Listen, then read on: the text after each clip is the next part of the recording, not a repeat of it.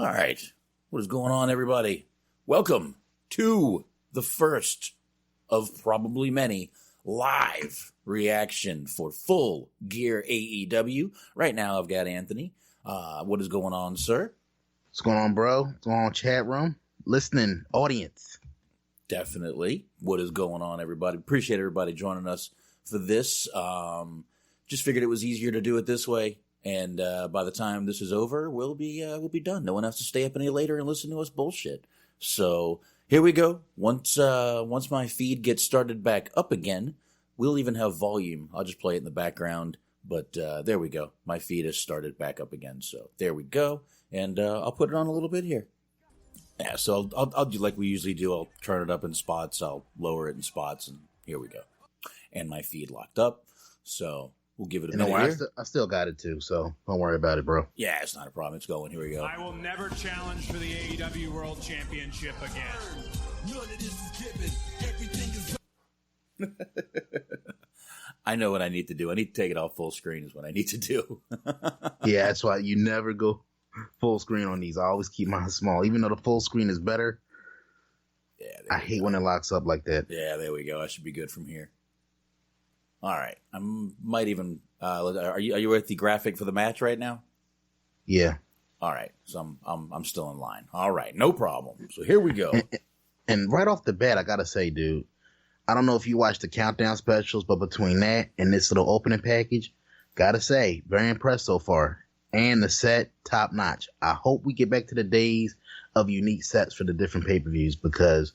I don't know if you were a set mark for the pay-per-views, but I really feel like that always sets a show apart. Yeah, it did make it a lot better. Just sort of set everything, kind of made everything feel a little more special and like they cared. Like they cared. Me and Anthony were talking right before this. They kind of need to. There's lime green shirt guy. The one guy dancing, please. We got one dude dance. No, please. Horribly. That was no. He did the culture a disservice with that. Please, AEW. If you ever hear this, don't ever put a dude like that on camera again, please. All right? What the fuck was that? I need to actually minimize my browser and everything else. I'm gonna go way mini here. I can tell if Shaheen's in this crowd, he's probably just rolling his eyes so hard. I counted at least about 4 or 5 replica belt marks. Oh my God, he's probably like, "Get me away, get me out of here." All right, not even doing it over the shoulder; they have it around their waist, bro. Oh, they probably been walking around like that all weekend with it. Oh, crowd's loving the Young Bucks. Wow. Yeah, I'm gonna restart this fucking stream. Now, Box, right off the bat, are you surprised that they're opening up with the Young Bucks? I thought they would have been at least semi-main. Or you think they want to space like the big matches apart? I thought they were going to be semi-main, but I guess they're not going to be. So we'll see what happens, man. We'll see what goes on here. But yeah, I'm going to restart this stream real quick, make it a little easier on myself. Hopefully that'll fix everything. Now, they've been telling the story, like if you've been watching like the different little specials they've been doing in the lead up to Full Gear, that the Young Bucks have kind of lost their way a little bit. Like, they've been too focused on being, executives in the company. They're the best tag team of the past 5 to 10 years. Right. But since AEW's kind of started up, they've lost. They haven't really been able to put it together. Like they're starting to lose a step, and this match is going to help them reestablish themselves. So what do you think about that little story? Because they have, like I said, the Young Bucks have done business, quote unquote. They haven't really made themselves the focal point. Do you think that they, going into this match, should get the win? Because I still stand by my original pick that I think Santana and Ortiz should win because the Inner Circle is still a young faction. Mm-hmm. They need some steam. But this is one of those matches where I feel like they kind of, seems like they booked themselves into a corner somewhat. Because they've kind of had the Bucks on like a losing streak, but Ortiz and Santana need the win. So it's like, I still want them to win. LAX I'm speaking of because I'm not calling them proud and powerful. Fuck that name. They need the win, but I feel like the Bucks kind of need something too. So what do you think about that story they've been kind of telling? I mean, yeah, I don't mind it. It's kind of the story that they should be telling with them since they're sort of management backstage too. And but I think or that they still need to lose this match. I still think they got to give it to the Inner Circle guys again. Proud and powerful, Anthony. Bro, oh, Jesus, bro, I know, bro. Yeah, this stream keeps locking up. I'm gonna go do something real quick. Or try one of the different ones. Like, you know, they got like 4 different options. Yeah, I'm gonna go here. Right. So I'm gonna let the people know right off the bat. This is a Young Bucks match. This is gonna be a lot of flips, a lot of dives, a lot of crazy shit. So please don't expect us to keep up with this shit. You're not gonna get like a match by a move for move analysis. No, sorry. No, you're gonna get you'll get something. I'm not sure what it's gonna be, but you'll get something. I mean, we're gonna react. We have the Rock and Roll Express in the crowd. All right. And Jesus Christ, dude, I can't wait for you to see what Ricky Morton has on, bro. I can't do what this man has on justice with the mullet. Bro, don't fuck with the mullet. Don't mess with that man's mullet. Come on, man. Jesus Christ. Leave his mullet alone, bro. You know what, man? God bless Ricky Morton. God bless Rock and Roll. Hope they enjoying this last run. Leave that man's mullet alone. We might never see that mullet again. All right, here we go. Match is starting. Yes, sir. In the face. Locking up already. But dude, honestly, dude, like I said, right off the bat, man, like I gotta say, we've been saying it for a few weeks now that we both think that the tag team division is going to be AEW's hallmark. Oh yeah, and right off the bat, even though this is opening match, I feel it has that big match feel to it. I mean, you said you grew up a big time fan of tag team wrestling, don't you? Does this bring you back to those old days of when tag team wrestling, like 2 teams that were like on that same level, even keeled? Does this bring you back to those old days when tag team wrestling really was at its peak? Yeah, a little bit. It does.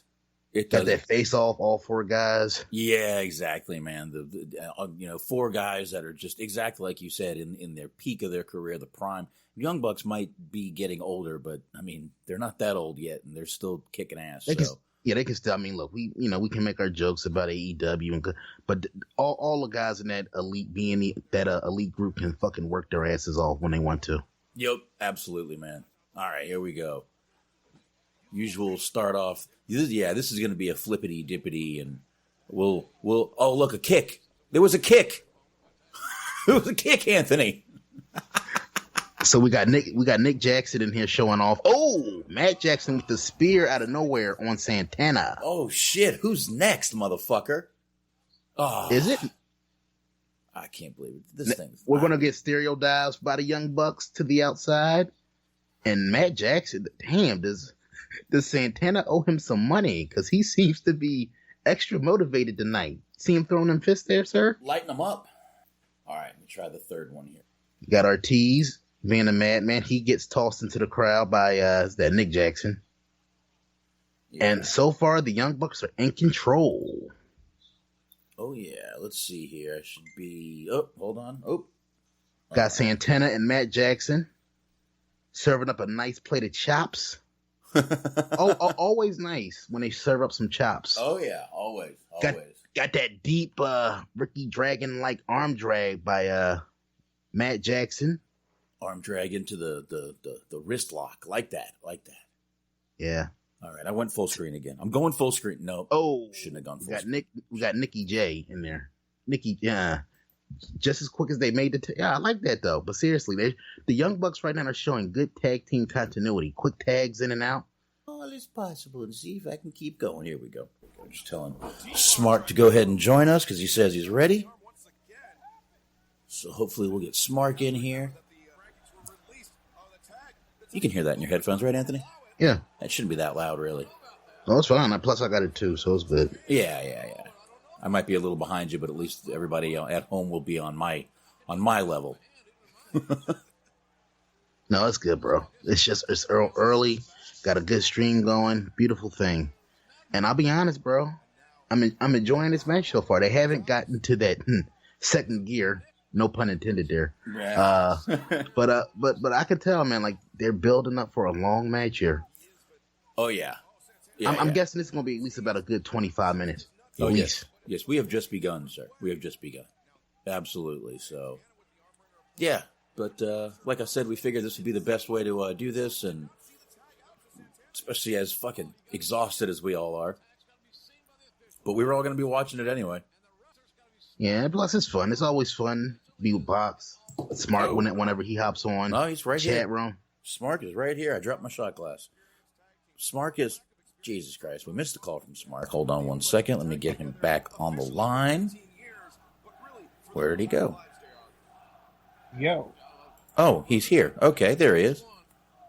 Smark, we're already live. We decided to go ahead and get going, and we're watching already. Damn, I'm upset that super kick attempt was blocked, but I'm sure I'll have 78 more chances tonight to see more super kicks. Probably 78, 90 maybe. At least that many. Bro, anybody got a name for this move right now? Because I got shit. I got nothing. The Goro. Goro. That's as good as anything. The Goro Boston Buster submission. Like... into a single leg half crab by that's Ortiz. And is that Nick Jackson he has that on? Yep. What is going on, Smart? Thanks for joining. Not a lot. What is up with y'all? Oh, nothing at all. There we go. Look at that. Look at that red jacket he has on. Look, come on, bro. Look. Jesus Christ. Don't do it. Don't fucking do it, man. You will disconnect the motherfucker for talking shit on a good goddamn name of Ricky Morton. Me and Smart will have a great show. Is all I'm saying. That's all You know what? Fuck that. Shot of vodka for Ricky Morton right now. God damn it. That's what I'm fucking talking about. I haven't even started drinking yet, but Ricky Morton made me start drinking right now. Now, I gotta say, right off the bat, because we kind of probably should have brought this up a little earlier, but what do you guys think of the crowd? How's it looking for you so far? I mean, the crowd. Oh, you mean size-wise? I mean, oh, looks pretty full. Could be camera trickery, but I don't care. Looks good. And everybody so far, I mean, it's first match, but everybody seems lively into the action, which is always good. There you go, a rock and roll vodka shot. Yes, sir. Very good. Hey, Smart, what do you think about the set in terms of the setup? I was a little bit late getting it on, so I haven't seen the set just yet, but I'll go ahead and give you my feedback on that next match. There we go. Nice. Yeah, it's looking, Now, Smart, I got Box's thoughts earlier, but what do you think about the Young Bucks opening up the pay-per-view? I thought for sure they were going to be semi-main event.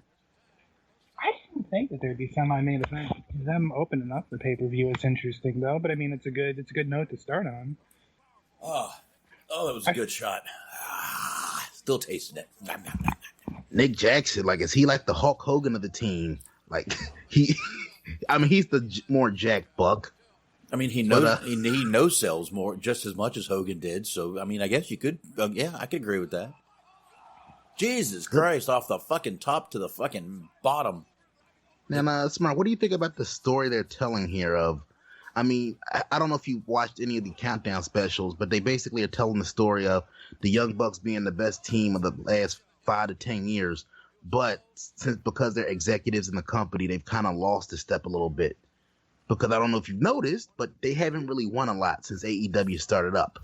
So what do you think about that story that they've been telling, that the Young Bucks need this win? But I feel like, obviously, Ortiz and Santana, as the new kids on the block, especially with the Inner Circle being like a young group, need the win more. Right, yeah, and I think Santana and Ortiz are going to be hanging tough at the end of this one, since you said do kids on the block. But anyways, no, I think it's interesting. I think it's kind of a parallel with what they're doing with the main event with Cody, talking about how everything that they've been doing executive-wise has been kind of interfering a little bit or maybe taking some of the attention away from what they've been doing in-ring. So it's an interesting story, at least. Yeah, and just by the flow of this match with the Young Bucks getting all this offense, they're definitely losing. Yeah, and we just saw Boxman's most hated move hit on Santana. Well, the double foot stomp. Luckily, my feed locked up, so I didn't have to see that bullshit. Oh, I see. Nick Jackson's his ankle has got to be fucked up off of that. Oh shit! Come on, play the replay. I missed it. Good Lord. Replay. Oh, well, I'll see the replay at the end of the match. God damn, he fucking. Oh yeah, he does not look good. I believe they call that an exclamation point. What he just did. Yep. Right on his head. And look. We've said a lot has been said about the Young Bucks, specifically by one James E. Cornette. But man, you cannot accuse these guys of being lazy, as Ricky Morton is taken out of the game, throwing off that sweet red jacket. Lord, is Ricky Morton going to throw on the tights again? Get him, Ricky. Get him, Ricky. Robert, just back the fuck up. You can't see a goddamn thing. Get him, Ricky. Look at Ricky Morton acting like it's 1986. Robert, like who the about to hop the railing? Robert, who the fuck are you looking at? Who are you looking at, Robert? Look at Santana like, sit your old ass down, son. Sit your old. That was awesome. I'm sorry. Fuck yeah. I'm glad there's no one in look, my house right now. If this match were a woman, Box would be coming early. Probably. Well, maybe. I don't know. We'll see. Jesus Christ. After a few more drinks, I don't know if I would agree with that statement, sir. So, like, what's the over-under that Ricky Morton ends up playing a role in the finish here? I don't think so. I do, actually. No, I don't think so. I would love it, but I think they're going to sit their old asses back down. All right, I got my feedback finally. I think they're turning. I think it's going to be a swerve. Could be. And Smark, you hear this in the background. You can hear it, right, through the speakers? A little bit, yeah. All right, I can turn it up a little bit. No, you're good. You're good. No worries. Because it's not... What the hell is Ortiz doing? I guess that was his Rick Rude tribute. I don't know. All right, they're putting Matt up on the fucking ropes. Oh, this doesn't look good. This is going to be a crazy superplex off. Oh, no, he's fighting. Fight your way out, little man. Man, look, dude, this is the best. Honestly, this is the best part of tag team wrestling. The creativity. Has JR called them street thugs yet? I'm sure he has. Okay, I'm sure we missed it. We missed it. In the locker room before the match. Goddamn street thugs. God damn it. Son of a bitch. Called a basement drop because they got a meth lab down there. But believe it or not, though, I'm pretty sure, like, Nick, I mean, we can't hear the commentary because we're talking over it, obviously. But I guarantee you, JR is loving this right now because Nick Jackson he's selling. There's some psychology. There's a story being told in this match. So I'm sure JR is loving this right now. Yeah, but every flip they do, the love gets a -1. You know JR. He's not big on the flippity dippities. But I'm liking this fucking match. Yeah, like I said, it's not a typical Young Bucks match in the sense that it isn't going like 100+ miles an hour. Right. But it's still a good match. I feel like it's a good little balance here. You know, LAX, because like I said, this is before Smart hopped on the line. I'm not calling these motherfuckers proud and powerful. You just did, motherfucker. You just did. I'm not calling them. I'm not using that name. All right. Well, proud and powerful are doing very good. Oh, no, what the fuck? Like it's a good little dichotomy there. Oh, that was some Ric Flair falling right there. Oh, I missed. Oh, what the hell? You saw it there? You saw it? I just, Jesus. I can't believe my feed's locking up and I'm ahead of yours. But you might want to refresh yours, Anthony. I'm not touching shit because mine been moving. Look at that shit. Fucking awesome. That was awesome. And I love the fact that this happened in Baltimore, an old school WCW hotbed. He did a standing fish flop and then fell. That was awesome, dude. I love that shit. Now what do you guys think about this triple dragon suplex deal? Where? What? That Superman Matt Jackson is doing. My God. Oh, I see my feed locked up when we were talking about it. Sorry. Maybe they'll do a replay of it. Hold on. Is Matt Jackson gearing up for a singles run? Like, look at Ricky. Oh, sorry. Look at Ricky. Ricky's going crazy out there. Jesus Christ. Proverbial house of fire. Yep. Oh. Jesus. Even from the stands, even as a fan, Ricky Morton still knows how to get the crowd going. Oh man, he's probably taking a rat home tonight. Back to the hotel. Yep. All right, here we go. Yep, a young, spry, 57-year-old one. They probably. Look at him. Look at Ricky down there. What are they setting up for here? Did the little flip splash move? No, that ain't no. Dude, if the Bucks win this match, I'm actually going to be a little upset. Honestly, there's no need for it. Yeah, I agree. Anyway, we'll see what happens here. Yeah. And if they win the next match, cool. But at least let Santana and Ortiz win this first one. Yeah, exactly. Well, my feet. I'm just gonna let it do its thing. Eventually, it'll stop locking up. So, and there's nothing I can do. This is like a first. I'm not used to being the one with the perfect stream, so this is like a first. This is why I'm not hitting refresh. I'm not hitting shit. I mean, nice cutter. I could try the fourth link, but maybe I will. LAX with a cool double slam on Matt Jackson. Maybe I'll do that. Standing moonsault by Santana.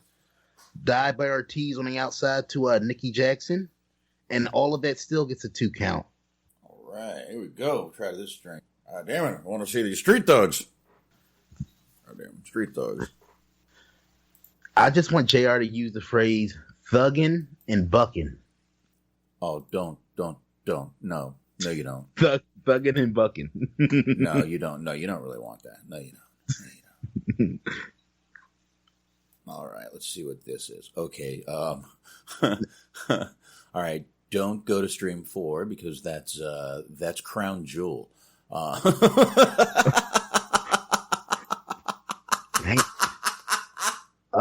they're setting up for something cool here. Let me see.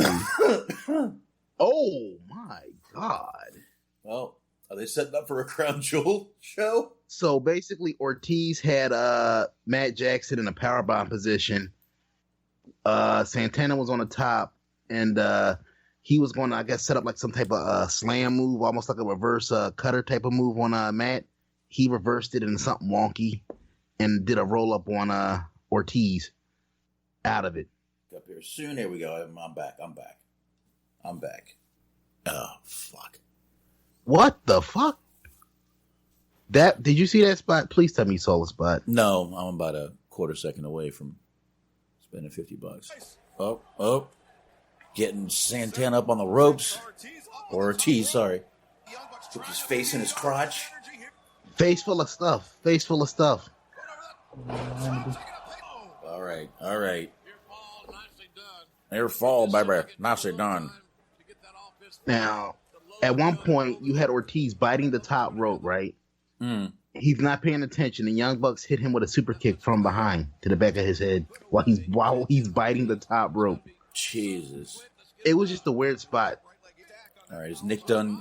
Is Nick finished selling the ankle, or is he still selling the ankle? Oh, he's still selling it. Still selling it. Here we go. Are we gonna get the tuna melts driver? I don't know. Can Nick do this? Oh, he can't do it. Dude, I gotta say, I don't give a fuck. These guys at least know how to fucking keep some continuity. That makes sense that he couldn't do that shit, dude. Seriously. Now, if this match had took place 5 years ago, I guarantee you he would have forgot he was selling the ankle and hit that move perfectly. So the Bucks have come a long way. All right, here we go. They're gonna try it again. Uh-oh, blind tag.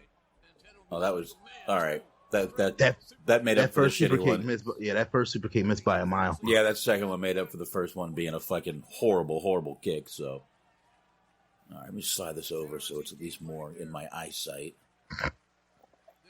There we go. Now it's above me. They scaring me here, man. Please do not put the Bucks over on this one. Nah, They won't. Nick's hurt, man. Nick's starting to lose. He's starting to lose his hair too. It's getting thin up there. Oh, come on. If you're gonna spit, you need mist. Oh, ew. And that's gross on so many levels. That's 2019 for you. I mean, are they chanting "you sick fuck"? Yep. Yeah. I like my MRSA peppermint flavored. Oh God, a lot of bodily fluids in this match. What the hell is going on? Yes, he is, JR. Double fingers. Yeah, he's already forgot about that ankle. So I did hear Justin Roberts. We have 10 minutes remaining. All right. Here we go. Wait. Nope. Damn it. Damn it. I just saw that fucking asshole that always wears the green shirt. Mm-hmm. That guy's a traitor. He is. He is. I hear he's a communist too, but that's allegedly. I hear he's a socialist communist, even worse. Jesus. I know, man. I know. All right. Oh! There we go. The right guys won. Santana and Ortiz win. Instant reaction. What do you guys think of that match? Hell what did you yeah! think of that match? I love that. I like the end. I like the match. I knew, but again, it was predictable with the Young Bucks getting all the offense in the beginning there. But good shit, man. Yeah, I really enjoyed it. There was a couple of hiccups. My internet connection keeps fucking going to shit, but from what I did see of it, I really enjoyed it. It's not your internet connection; it's the stream. I do like that. I forget the name of that finishing move. It's kind of a modified, Death or Doomsday device, but I like it. And they gave the Bucks a nice out with Nick having an injured ankle. Yeah.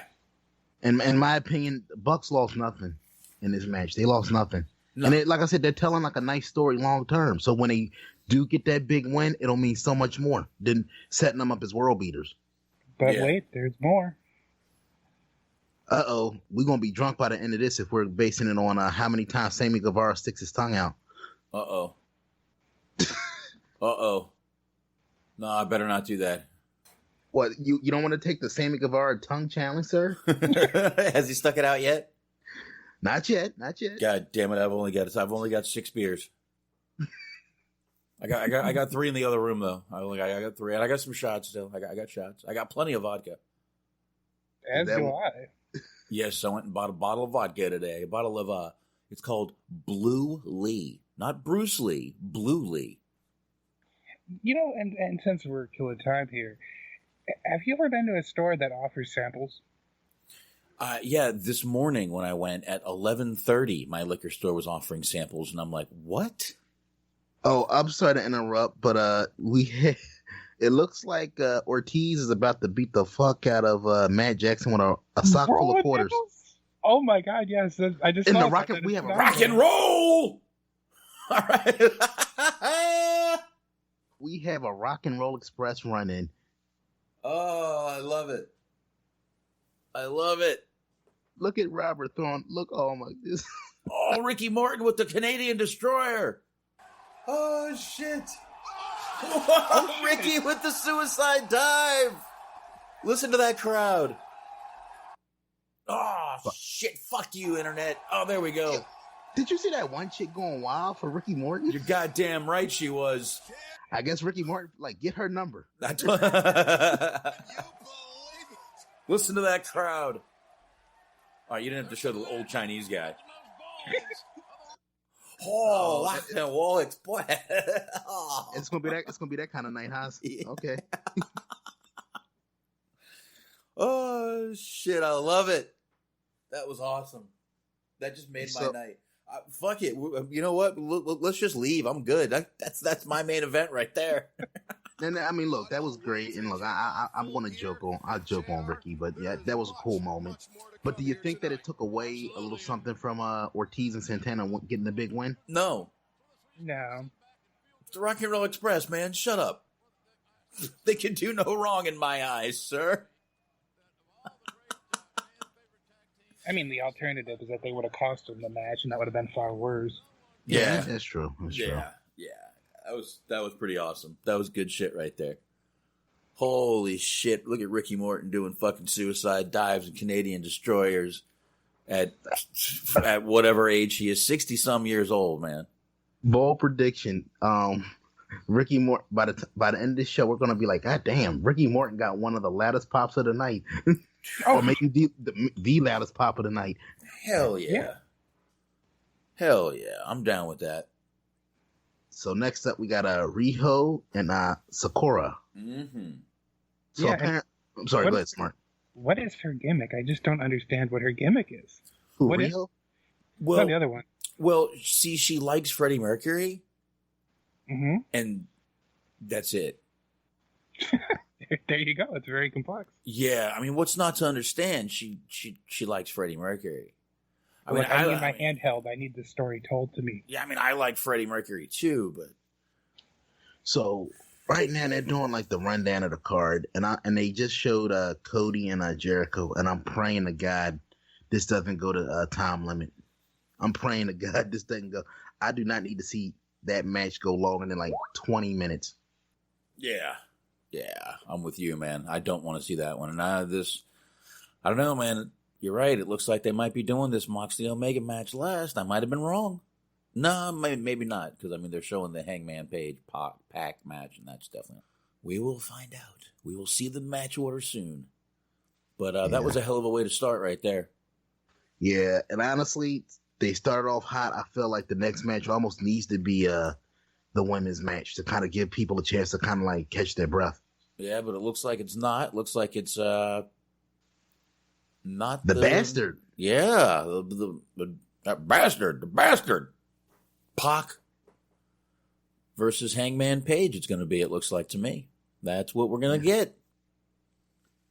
And I gotta say, man, like, what do you think of? I don't know how much of Pac you watched before he went to WWE, but since he's left WWE, I mean, obviously he had a lot of great matches as Neville, right? But what do you think of his transformation since leaving WWE? I like it, man. I like this guy. I think he's actually really, really, really good, really talented. And I kind of respect the reason he left WWE, to be honest with you. He stood his ground and didn't like what was going on. And, I mean, he was a big part of that show and still would have been the face of that show with Enzo. But I just think he thought, I mean, he was better than that. Yeah, he said it. He thinks Enzo's a joke, and he left. You got to have some respect for a guy for doing that. Yeah, you know, like a lot of people, like he was like the only thing I took issue with Pac, is the fact that he basically kind of, you know, I'm not a big fan of walking out on your commitments. You know, he kind of like, you know, I'm not going to work type of deal. My whole thing is honor your commitment and then leave. Don't resign. Bounce. That's the only thing I took issue with the guy. I didn't have an issue with him taking a stand. I respect the fact that he didn't like his situation and he did something about it. I just didn't like the fact that, you know, it's just like, you know, it's just not a good look. You can say WWE's wrong, this, that, and the third, but if you sign a contract for X amount of years, X amount of dates, honor that commitment and then leave. Yeah, but if you're also not happy and you know you're not going to put everything into it and you're probably going to get fired anyway and it's going to look even worse for you, you might want to just go ahead and go. If you're in that place already, just kind of sit it out. Just get the fuck out of there. If you're just not even going to give it you're not going to give it your all, just go. And you know what? He left. He did fine. He's doing awesome. And I got no issues with the fucking guy, honestly. I think he did the right thing, to be honest with you, but... Oh, shit. I was saying, this is going to be a quick match? It's going to be a squash? All right. Fucking Paige just picks him up and throws him into the goddamn turnbuckle, beats the shit out of him. Here, let's get some... Good Lord. I can't remember. I think I picked Paige for this one. You remember who you picked, sir? I don't remember. Damn, he's kicking the shit out of him. Paige is kicking the shit out of fucking Pac. God damn it. See, then I don't feel so bad. Can't we just call him PAC? I think that's worse. Let's just call him the bastard. Like JR and Tony did, because Tony Schiavone, they love, whenever Pac has a match, it's always the bastard. Yep. The bastard. They love calling him bastard. Maybe because he really is one. Maybe, or JR just doesn't remember which one to call him. Here we go. Pac's making his comeback now. Can you tell what the crowd was chanting there? No, I could not hear it. Oh. Yeah, that's why you don't do a fucking running back handspring for no reason. Jesus Christ, JR. Did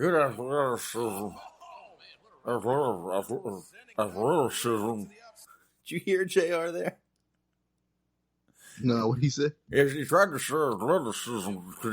Little. Maybe JR had one too many white claws. Did you see that picture of him with Janela and Darby Allin? Yes, he looked like a fucking hostage. No, he looked gone. He was gone, bro. That was also a lot of film. I don't know. I like this man. I like this so far. Yeah, It's like it has the same kind of chaos that the first match had, but it's like a different kind of chaos. Yeah, it's not bad. I'm fine with it so far. I'm actually liking the fact that, Pac has only gotten one good move in so far. Welcome, Sasha Baron Corbin. How you doing, sir? Welcome to the AEW Full Gear Live, whatever you call this. Extravaganza. What the fuck was that, Pac? Oh, and by the way, since we're resetting everything for the people joining the chat room, we will not be doing move for move analysis. So if you're looking for that, you're listening to the wrong fucking podcast. We're going to give you reactions and witty banter, hopefully. Yeah, pretty much. So you might, at times we're going to just sound like Renee Young. Ooh. Ah. Yeah. Oh. Did you see that? Did you see Hangman Page doing his audition for like a modeling gig? Yeah. Here we go. The hair flip. Barry Windham Jr. looking good in this match. There we go. Pac gonna finally get some fucking offense in this match. Look at this. They're giving the referee a little bit of balls there, trying to hold him back. Oh. There we go. Now Pac is making a comeback. You know what I like? You know what I really liked about Pac, honestly, in the ring as a heel? The aggression. Mm-hmm. Like, dude, when he even this past week when he kicked the shit out of Orange Cassidy? Yeah, I think so. Yeah, I just like he takes his shit seriously, and I like that. Oh yeah, he gets into it, man. He gets into it. I like that. I do. All right, locking up more than it was, but I don't give a shit. We're gonna keep going. So Smart, do you have a favorite in this match, or not really? In terms of personal preference, or in terms of who I think is going to win? Personal preference. Not really. I mean, I guess if I had to pick one or the other, I'd go Pac. I think I like him a little bit more. But he hasn't really done anything that's won me over too much, honestly. Yeah. Which one looks better in tights? Just kidding. Probably. All right, now, please don't answer. Stop it. What the fuck are you doing? Hey, you asked. I'm not the one in charge of this. Not shit. everything needs an answer, But brother, they don't call him the Hangman for nothing. Oh, shit. I thought it was because he hung people. That what they call the other one Pac? He's packing. Get it? Packing? And I'll say this for a Hangman Page. Seriously, for all that he lacks in personality and charisma, he makes up for in the ring. He's very good. He's very solid in the ring. I'll give that to him. Oh, Pac or Page? Page, Hangman. Oh, Page, yeah. Yeah, he is. He's fine. And yeah, he's kind of a fucking wet sponge when he's not in the ring. I mean, he's still pretty young. He might have time to develop a personality. He comes a lot earlier in life. But anyway. I swear it'd be hilarious to find out that Hangman Page is like 28. Yeah, by the time he's like 36, 37, he'll grow into his personality. Yeah. Just think, one day that personality will come out. Will it? Oh shit, how long did it take Mark Henry? Well, he just got old and decided not to give a fuck anymore. That's different. True. Yeah. All right. Now, for some reason, Paige is asking for Pac to kick him in the face. That makes no sense to me. Never ask anyone to kick me in the face. I am not Tony Atlas. That's how you prove you're a badass, sir. That's how you prove you're Tony Atlas is what you prove. If you ever want to know if it's really Tony Atlas, just kick him in the face, and if he says thank you, it's him. Honestly, the dumbest instance of that spot. The whole "give me more, bring me more, give me more" type of deal. No. The dumbest instance of that spot was Rock and Ken Shamrock. Remember that chair shot that Rock gave Shamrock while Shamrock's on his knees, and Shamrock's like, "Hit me, motherfucker." Yeah, and you literally saw the lights go out in his eyes. Yep. Literally, like you're like, wow. You can literally see his eyes go black. All right. I just kind of felt like he really enjoyed being able to hit motherfuckers with chairs. Because he did not hold anything back when he got those opportunities. Yeah, because he beat the shit out of Foley, man. Yeah, I wonder if Shamrock kind of like had a little talk with Foley beforehand, like, brother, don't trust Rock with a chair. I would like to think that Kenny gave Mick a heads up about Rock with the chairs. Not sure if you want to do this, bro. And look, you saw what he did to me with one shot. You want to let this motherfucker hit you with 12? Yeah, he did hit the shit out of Shamrock, and like I said, you saw you just saw the lights go out at home, man. It was like Jesus Christ. Well, shit, they showed like the extended version, not the extended version, but they showed that on Beyond the Mat with his kids watching. Yep. Ooh, very few things really like disturbed me, but that was tough to fucking watch.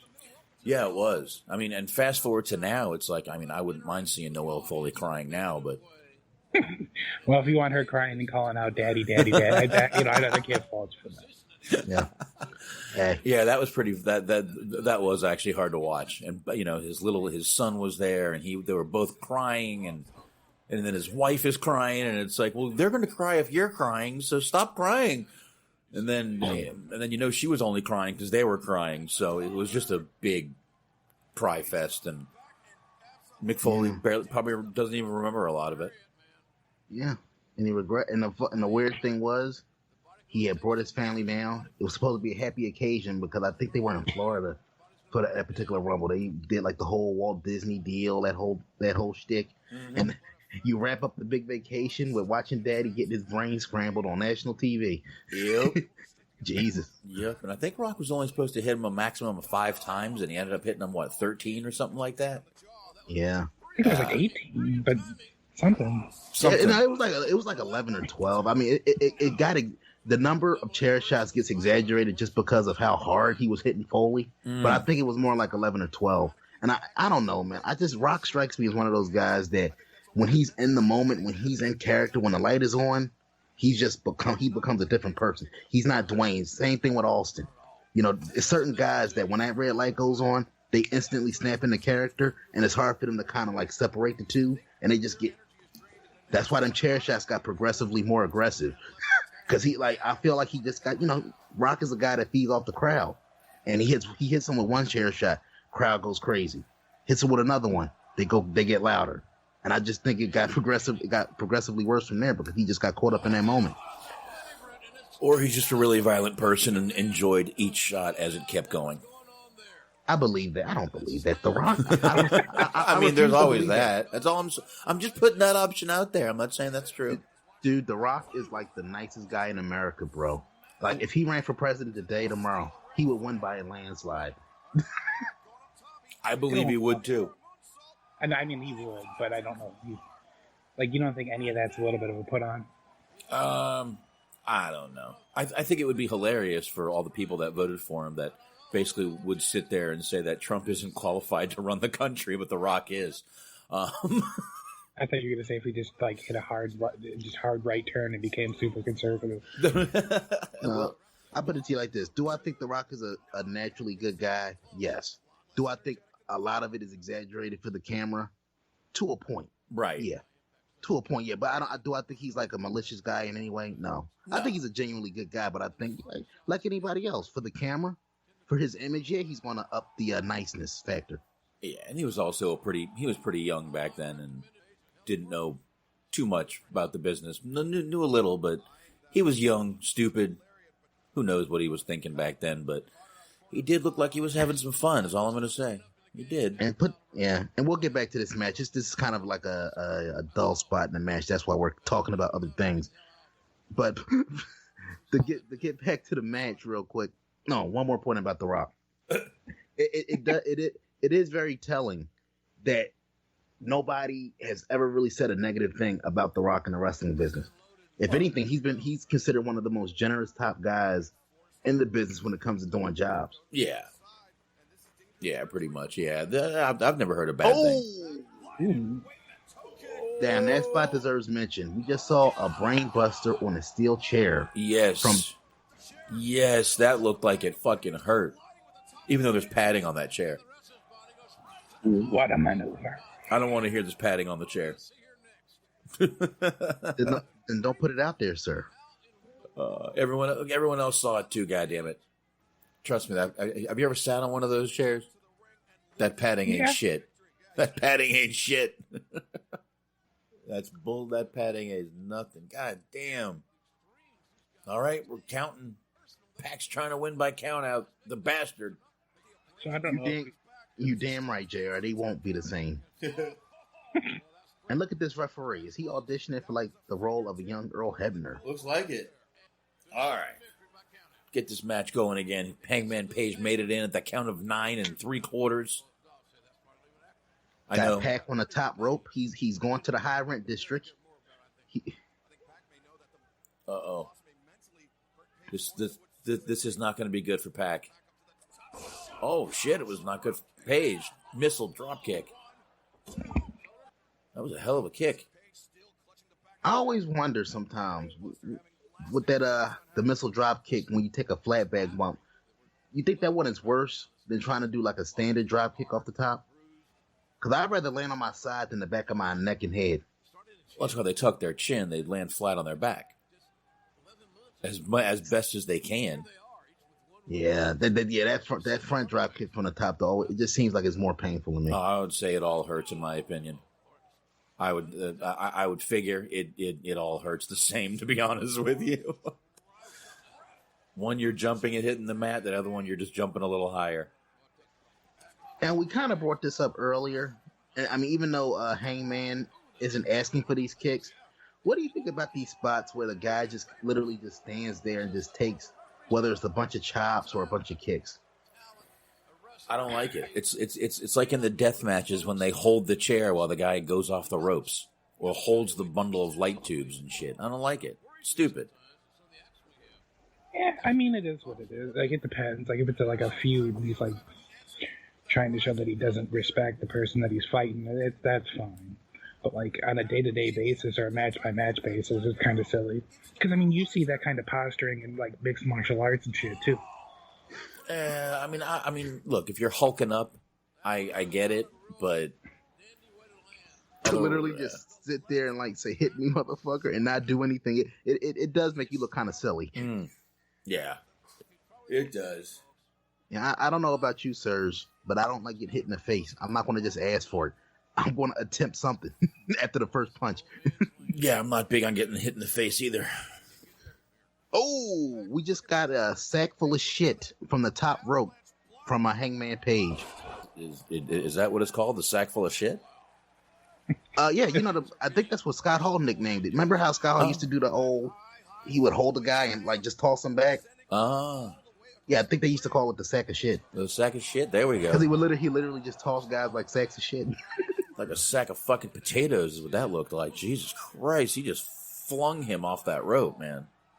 Like flung. There goes the stream. What? My stream has decided to take a time out for this. You're not missing nothing yet. Did you see that? Not yet. Oh, super kick. That was a nice sequence. Oh, that suplex. That power bomb. Oh, that's what I'm seeing right now. God damn. That was a nice sequence.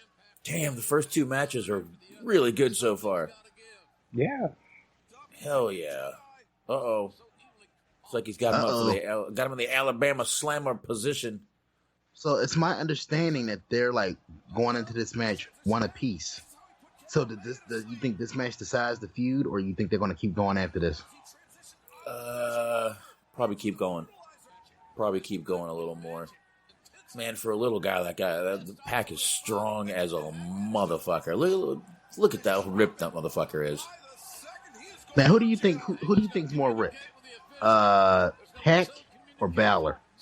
Neither one of them looks like they eat any type of carbohydrate. They've never even seen a bag of potato chips in their lives.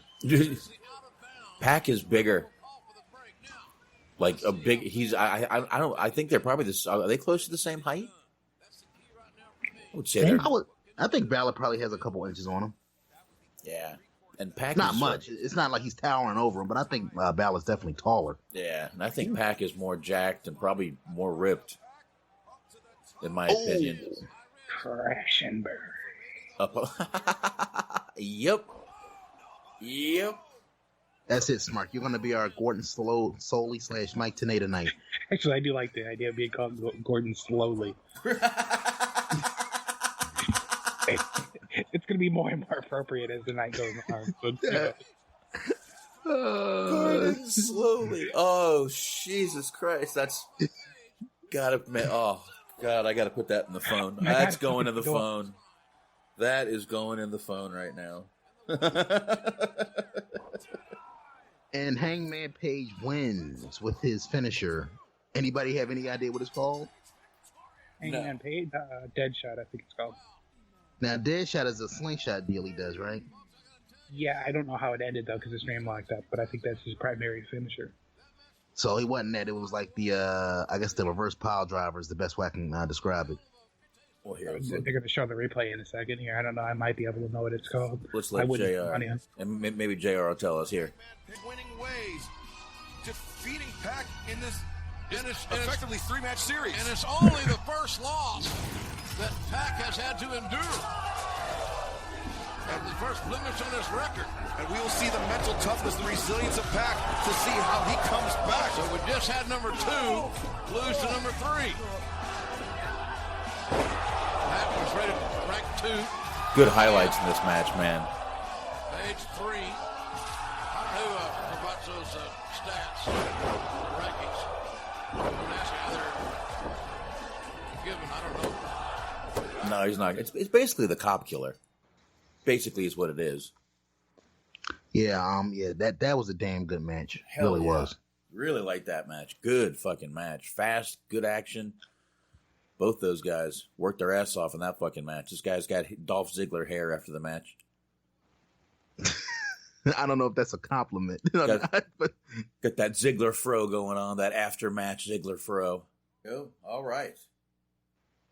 Oh, they're recapping a little bit of the end of the pre-show with Brandy coming out as Candice LaRue once again. Brandy looks very eatable here. That's the best thing I'm going to say about her tonight. Yeah, I would say that. Yeah. I could agree with that. I don't understand the whole cutting off the hair, but whatever. Now, while we have a break in the action here, Smart, did you see the little tribute to Master P that Cody did in a tweet earlier? I saw the T-shirt. No, this is funny. Let me see if I could find that tweet. Oh, I did actually. Yeah, I think I did. Was it? Was his attempt at rapping? Yeah, he basically said she's a baby face in the streets and a heel in the streets. In the sheets. Nah, sex or some shit like that. I swear that was. I don't know what to say. I don't think being called a heel in the sheets would be a good thing. Oh, guys, look who it is. Look who it is, guys. It's the ominous. Oh yeah, we're definitely going to look. Let's talk about the Foley Rock match again. Fuck this. All right, fuck this, man. Like, let me pull up a random match from WCW in 2000 that we can talk about for 15 minutes. Oh man, Jesus Christ. By the way, I don't know.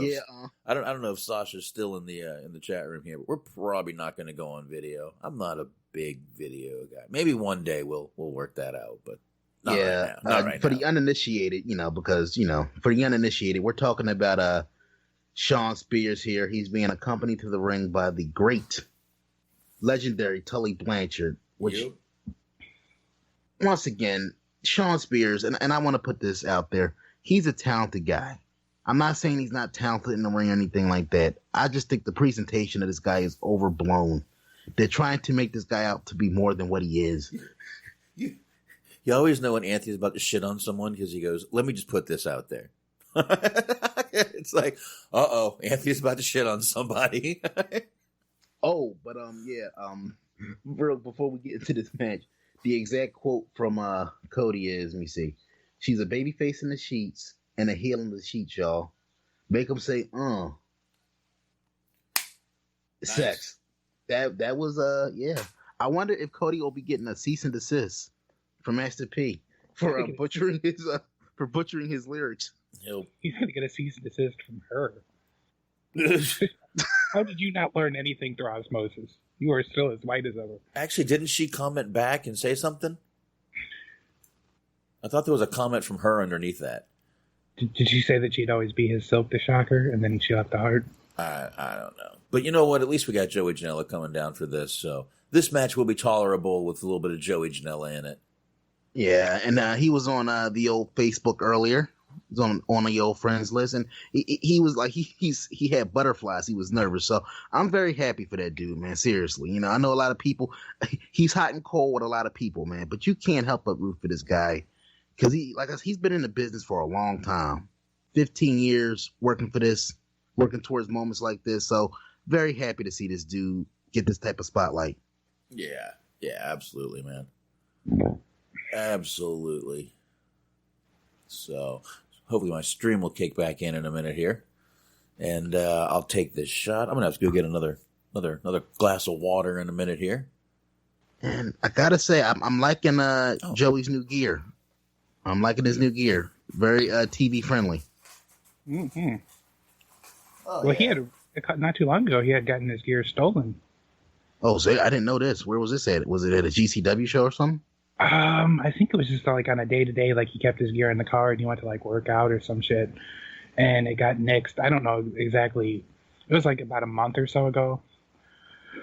But yeah, it got taken. I don't remember the exact context, but he did end up getting his car broke into and got his shit snatched.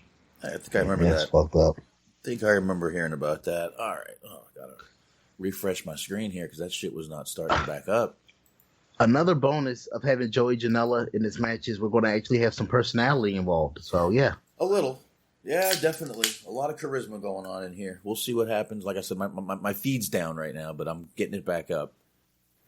So, Smart, I don't even think we got into this yesterday. What do you guys think about the rankings? Because AEW released official rankings, you know, keeping tabs on everybody's win-loss record. And I'm still like, unless they do a deal where they reset it like every quarter or something like that, what do you guys think about the idea of keeping up with wins, losses? Because, like I've been saying, it's going to get ridiculous when you got a guy with a 10-87 record. if they make it an ongoing thing. For clarification's sake, I'm not trying to grill you, but was it like a power ranking or was it just standings? Like so-and-so's won this many, so-and-so's won that many? It was like a combination of the two. Oh, okay.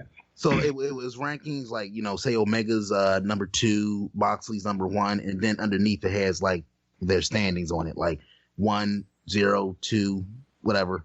Okay. Yeah, I like that, actually. Like MLW does a version of that. It's not exactly the same thing, but they do like a power rankings like every couple of weeks for who the number 1 contender to the world title is on their TV show. And I kind of like stuff like that. Yeah, I think it's pretty stupid. Look at Sean Spears beating the hell out of Joey Janela. You know why? Sean Spears is a badass, Anthony. He is just so much cooler than anyone I'll ever know or ever will be. I mean, he's like T.J. Perkins cool. He's got a mohawk. Yeah, he does, and a pretty cool beard. Some tattoos. He took his eyes out. His little green eyes. He took his green eyes out. I don't know why. Hey. Because seeing is for squares, bro. Hey, to quote one Scott Hall, Sean Spears is the guy that he's the guy that every guy wants to be like, and the guy that every woman wants to be with. Yeah, they used to say that about Elvis. That's how far back that saying goes. Frank Sinatra, I believe, even back then. So, not really a Scott Steiner original. But good line anyway. But look at that. Like, how many spots on the apron do you think we're going to see tonight? I don't know. But I mean, that was the second one we did. Was it the second spot we've seen on the apron? No, I want to say it might have been the third. I think we've seen something off the apron 3 matches in so far. So I wonder if that's going to be a theme. We should keep up with that. All right, well, I'll do my second shot then. Now, did you know that is the hardest part of the ring? I did not know that. Oh, well, there you go. Learning. Here we go. Message. Message. Oh. And we brought up, we invoked the name of Earl Hebner earlier, and there he is. There he is, Mr. Hebner. On the 22nd anniversary of Montreal. Of the screw job, absolutely. All right, one word. Let's do this in one word. Work or shoot. Montreal screw job. One word. Shoot. Smart? Shoot. I say work. Yeah, but I think you say work for the same reason why I have my doubts. Because of the camera work. The cameras were facing him. They were on him, and he reacted to the cameras. And all right, I said one word. We said our words. We'll have that discussion another night. But meanwhile, this actually isn't a horrible match. I'll be honest with you. Actually, go ahead. No. Yeah. This actually is not a horrible match right here. No, it really isn't. No, Joey. It's just Sean Spears. And Joey's keeping it going. He's keeping it flowing. Oh my God, he's messing. He's going to tie his hair to the. Dude, he's tying his hair to the tag rope. Oh my! This is interesting. I've never seen this before. He's tying Joey Janela's hair to the tag rope. Joey Janela is now literally hair cuffed. Is that a word? Did I just make up a word? It's a word now. Yes. On the phone, we're getting a T-shirt out of this. Fuck yeah, hair cuffed. Conrad, I don't need a T-shirt, man. My T-shirt. Hold on a second. Oh, this is friggin' awesome. Oh. Attaboy, Joey. Joey flips over to try to get it out. Oh my God, his hair is really caught up in there good. Oh my God, is it caught up in there good. They did not think that spot through. Oh, Joey. Oh my God. That was. JR, there's some DNA right there if you're looking for it.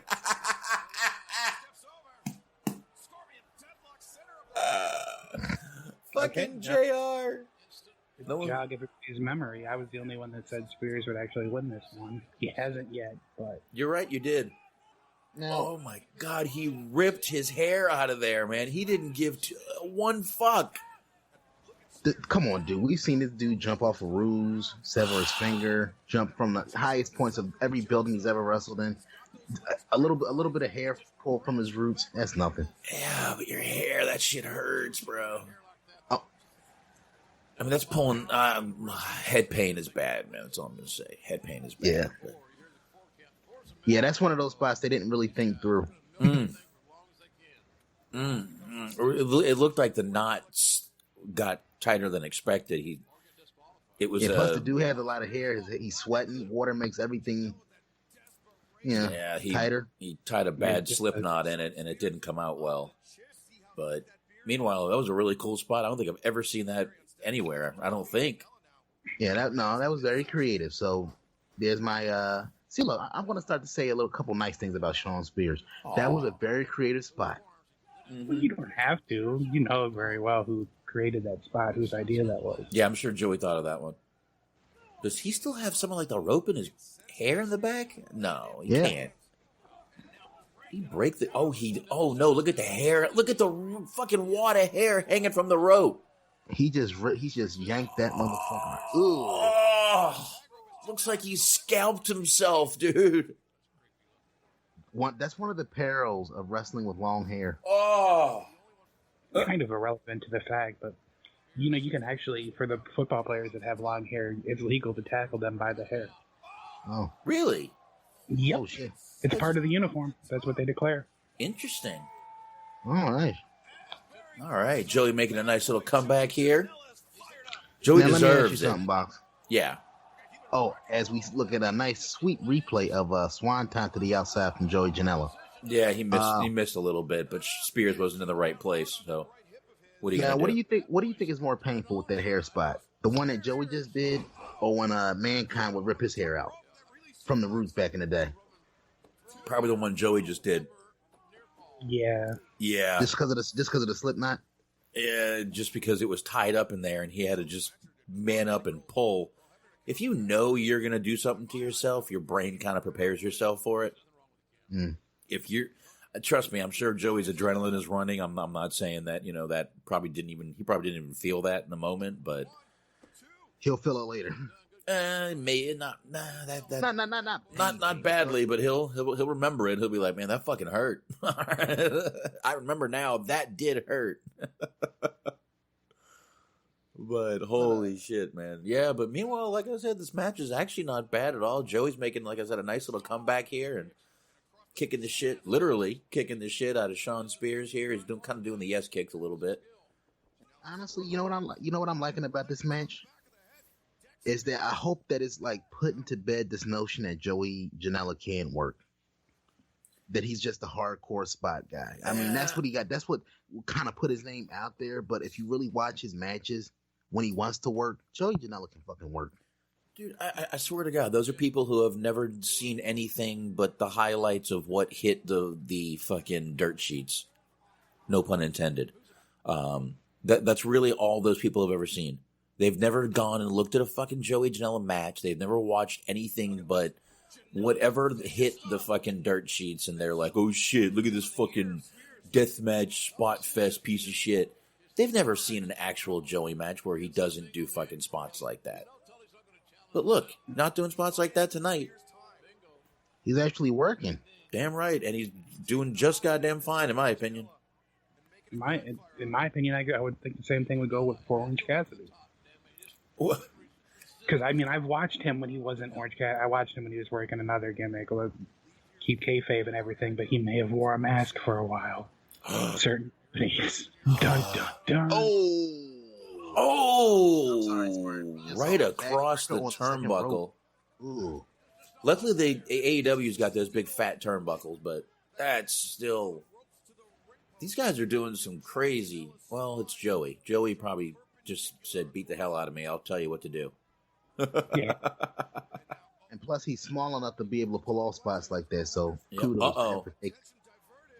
Tully is distracting the ref, and Sean Spears just took the turnbuckle off of one of the top ropes. Earl Hebner caught it, though, because Sean Spears wasn't smart enough to put it outside the ring. Beautiful spike pile driver. Oh, nice. Tully getting involved for the spike pile driver. Man, so far I've seen Tully Blanchard tonight. I've seen the Rock and Roll Express. And the night ain't over, folks. Maybe we'll get a double A spine buster. We're only on, what, the third, fourth match right now? Third match? Third? Oh, my God. Smark, you were right. Yes, he was. I'm going to let that linger for a while because I don't think it'll be fixed anytime soon. Smark, you were right. Thank you, sir. You're welcome. Sean Spears with the W on Joey Janela. Wow. Good match, man. Seriously, that was a good match. I'll be honest, man. This whole show's been dope so far.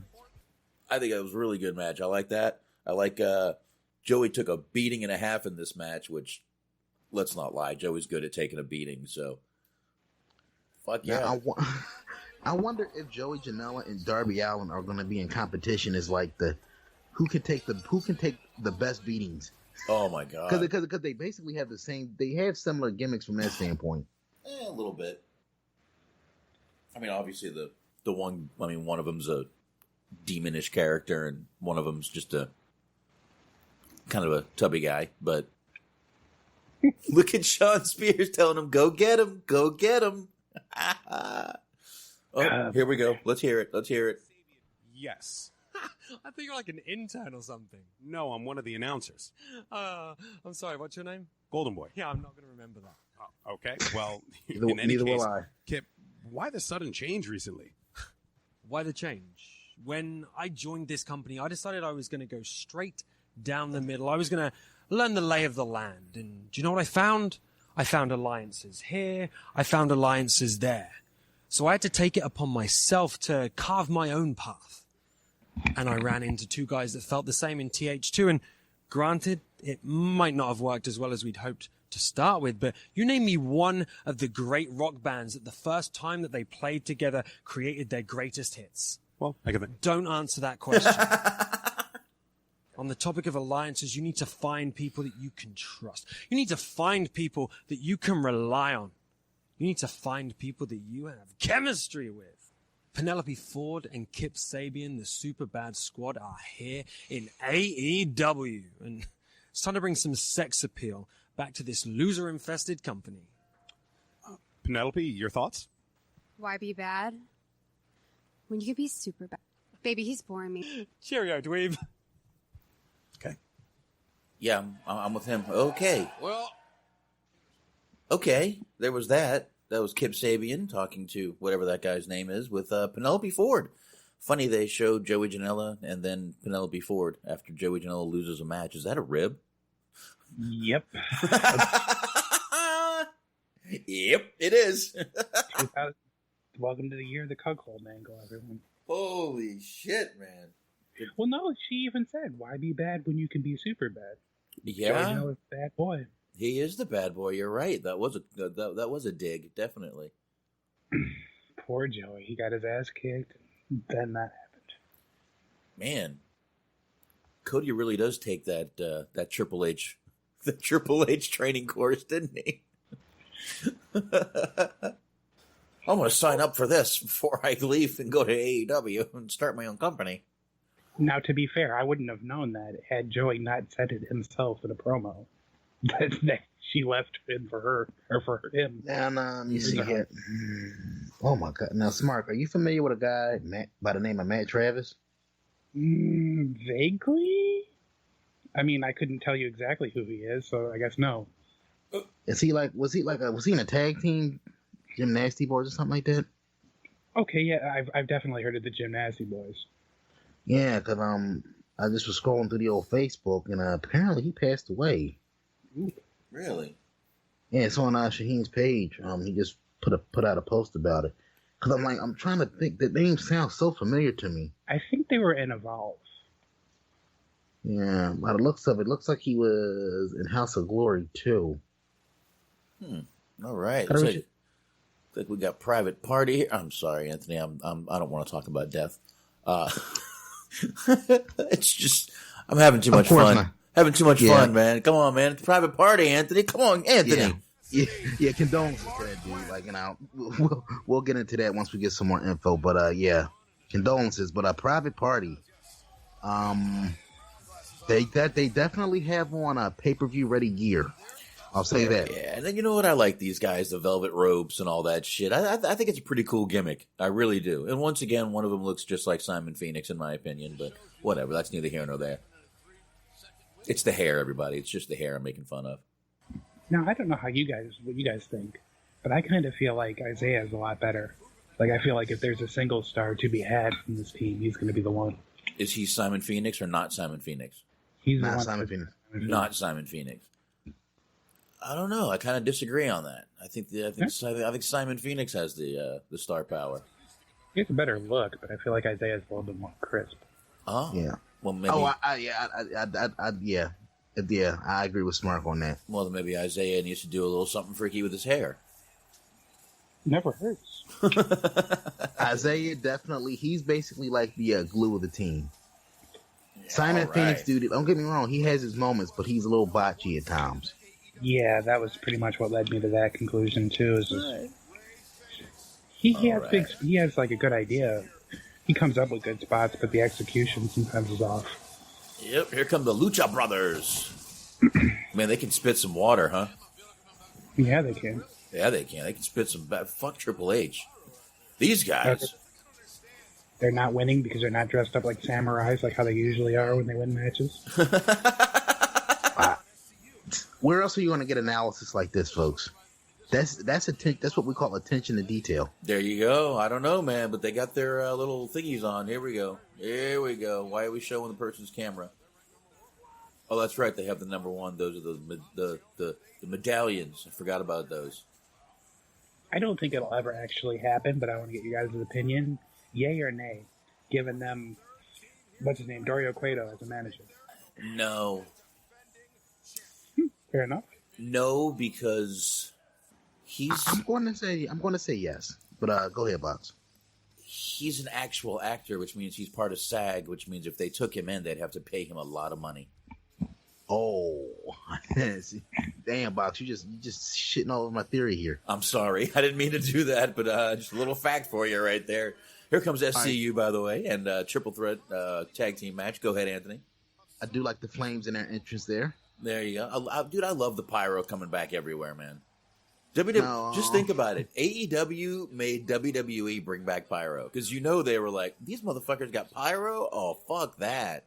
Fuck out of here. You're telling me Scorpio Sky has pyro? Fuck that. We're going to give Brock Lesnar pyro. Exactly. If these motherfuckers can pay to give Frankie Kazarian and Scorpio Sky pyro, we can give Seth Rollins some flames. Mm-hmm. We can give Brock Lesnar's entrance a little pop. No, but maybe not that dude, since you said he's an actor and that would open up a can of worms with SAG and all that. But considering AEW's in that mode of wanting to be different from WWE in every way, emphasis on the tag teams, do you see them bringing back managers? We already got Tully Blanchard. Yeah, I mean, you got Tully, and yeah, I could see them trying to reestablish the role of the manager again. It would be a good idea, to be honest. I mean, WWE has started to do it a little bit with a few people, but they always end up breaking up. But I would like him to do it. I don't know, Smart. I don't know, but I would personally enjoy it, and I think they should do it. Go ahead, Smart. Oh, I am all for managers. Hell yeah. Companies. Because there's a lot of guys that are just good wrestlers but can't talk for shit. And what's an easier way to remedy that? And there's a lot of women out there that could be valets that can talk and can't wrestle for shit. Yeah, but I Seriously. I think the whole reason they don't want to go that route anymore is because typically it always ends up with the woman stealing the guy's heat. The woman always outshines the guy because who doesn't want to look at a hot chick? Yeah, well, whose fault is that? Maybe Savage. Savage kind of. I mean, well, Savage was the exception because Savage could work and he had the charisma. Yeah, I mean, I think Anthony's more talking about like Sable and Mark Miro. But then again, it's Mark Miro. With his point, I was just trying to find an outlier in that. Yeah, I mean, it's Mark Miro. I mean, look at Sable, and then there's Mark Miro. Well, outside of Mark Miro only had charisma when he was trying to be bad. Right. Regular old Mark Miro didn't have shit. Exactly. That's Vince thought he was getting Johnny B. Bad for getting that character was trademarked, and he couldn't get that character. The stupid idiot. God damn it, pal! He does not look prettier than a picture of a picture. Son of a bitch. Oh shit. No, for real. I felt bad for him because I listened to him do a podcast. He was on Jimmy Jacobs' podcast. And he said the whole reason he brought her on the road with him was to try to save their marriage. And that's what ended up tearing it apart. And I was just, like, he tried to say that with a smile. And it was just like, oh, God, that's depressing. Yeah. You know what, though? In all, to not shit on Mark Miro, he's now a motivational speaker. And some of what he says is really, really good shit. It's actually worth jumping on YouTube and listening to some of it. It's really good stuff. Yeah. In all sincerity, I will vouch for that. The rest of the interview, I would recommend listening to the interview. Yeah, it was really. He has a really good perspective. He's had to deal with a lot of really terrible things, so it's good for him that he got back on the right track. Yeah, definitely. I mean, going from wrestler to what he went through, and then coming back to being a motivational speaker, which you don't expect ex-wrestlers to be motivational at anything after they're ex, but he turned it around, man. And like I said, a lot of, like you said, good perspective, and definitely. And honestly, even if you weren't necessarily a fan of the guy or anybody in wrestling, considering that wrestling is filled with so many tragic figures and screw ups and fuck ups, it's nice to be able to put people on a pedestal. Whether it's DDP with his deal, whether it's Mark Miro being a motivational speaker, as long as he's doing something positive and he's not embarrassing himself or the profession. Yeah, absolutely, man. But this match has started. We're on match number 4, right? Yeah. And honestly, not a bad match on the card so far. So no, and we're just about an hour and a half in, so we're in line for a 3.5 hour pay-per-view here. So have we touched on the scuttlebutt at all? Do what? Scuttlebutt. There's a rumor. I want to see if you guys think it's going to happen or not. That maybe we might see Marty Squirrel. Oh, Squirrel tonight. I love botching his name because it's so fucking stupid. But anyways, good wrestler. I like the guy, but silly name. Do you think it's going to happen? I don't know. Did you listen? Did you miss the show where we played his whole appearance on a dating show? I might have heard that. I know I heard about him being on a dating show somewhere, so it's entirely possible that I did hear that. Oh yeah, I missed this. Oh yeah, it was an old THT episode, and me and Shaheen were going to play like 2 minutes of it, but I couldn't stop playing it. It was just gold. Everything was just gold. I want to look this up. I might have heard this. Was it recently? No, it was something in England, but I mean, the girls were completely just all horny for him. And one of the first things where he's just like, my name is Marty, and I'm looking for a nice girl. And it's like, oh my God, listen to this shit, dude. I like how you made him sound... You made him sound like one of the tribe. Dude, I'm telling you, when you know what? I'm going to have to find this for after the show. Or you know what? When this match is over, maybe we'll play a little bit of it. Let me see if I can find it on I don't think it should. Nah, say that for like after. Maybe if we we can play it in a wrap up of the show. Yeah, I know what I'll do. I'll find it on my phone and I'll save it. Now, can we point out something? This is a good match, but can we point out something here? Okay. About Frankie Kazarian. This was a dude, like I said, Frankie Kazarian, good wrestler. He's been around for a long ass time. He was in WWE for about a cup of coffee. Mm-hmm. They wanted him to cut his hair. He said, "Fuck that." He went back to TNA. He ends up cutting his fucking hair anyway. Not too long after going back to TNA. So I'm just wondering, I wonder if he looks back on that and say, maybe I should have cut my hair. Maybe I'd be in a better... he's in a good spot with AEW, and he's had a great career that he can be proud of, but I kind of wonder that sometimes. I'm sorry, go ahead, Smart. Oh, no, I'm sorry. It could just be a matter of principle. I mean, I don't think anybody really wants to work for a company where just every detail of theirs is scrutinized. Like how long your hair is, what your dress code is, what you're wearing, what your shoes are like, or what fucking cologne you use in the morning. Everybody wants to have a sense of freedom. Yeah, I guess that's fair. So in other words, you think it was more of a principle type of situation? Like, I'm not going to cut my hair because you want me to. I'm going to do it because I want to. Well, for example, the best example I give you is that I don't know if it's still going on, but I know up until 2009 at least, the New York Yankees insisted that everybody had short hair. You couldn't have long hair and play for the New York Yankees. And there was a lot of players that wouldn't go there because of that. Huh, that's funny. All right, I found it. I just got to see if I can save it. Yep, I got it. That's his name, Mark Quinn. Keep forgetting his name. I will say, though, I've been thinking a lot about that, too. Every time I see him on TV, I wonder if he ever regrets that decision. I'm sure at times he does, but meanwhile, he's been able to pretty much go anywhere he wants, do what he wants to do, work when he wants to work, and work with people that he enjoys working with. And I'm sure there's times he regrets it, and I'm sure there's times he probably... There's probably more times where right now he's probably looking at his life going, you know what, I probably made the right decision. Yeah, full disclosure.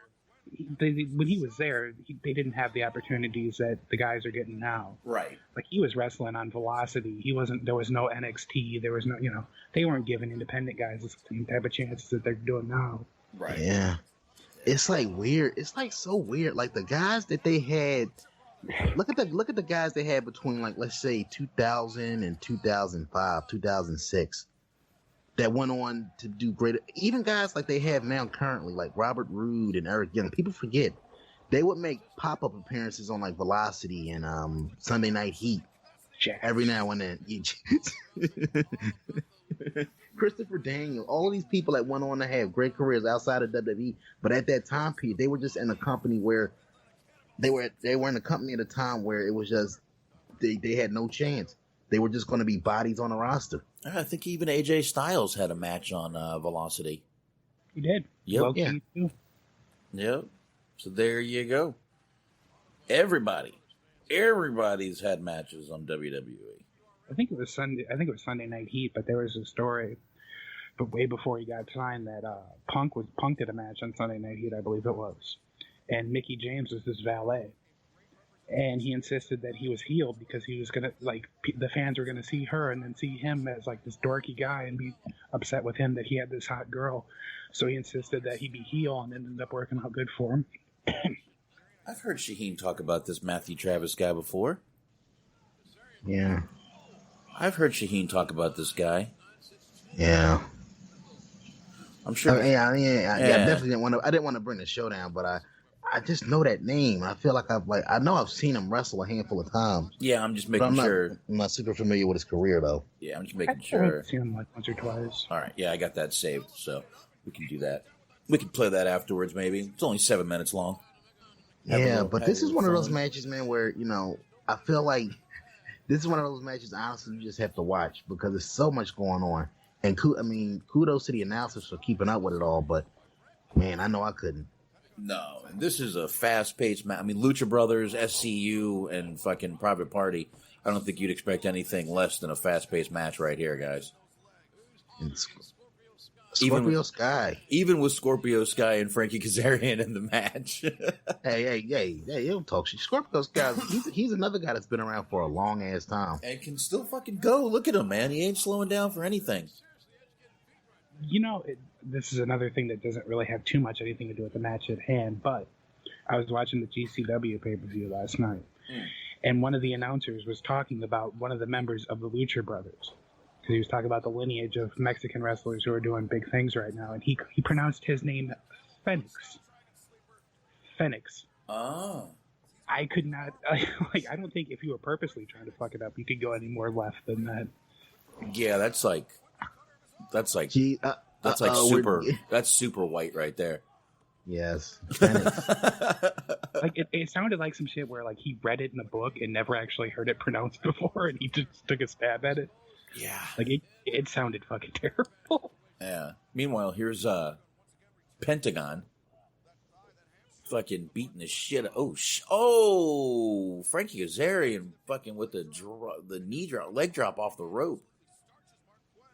Man, once again, this is times like this is where Kazarian's probably sitting there going, "Fucking so glad I didn't get stuck in WWE." During that time period, yeah, for sure. You know what? That would have brought his worth down.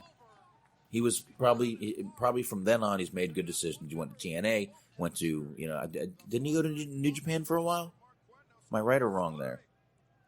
Not sure, honestly. I can't remember either. I know he's just been doing the indies. I'll just say he's been doing the indies. Oh, Phoenix, man. Yeah. And he was always like an upper mid-card level guy in TNA. They definitely tried to make him a main event level guy.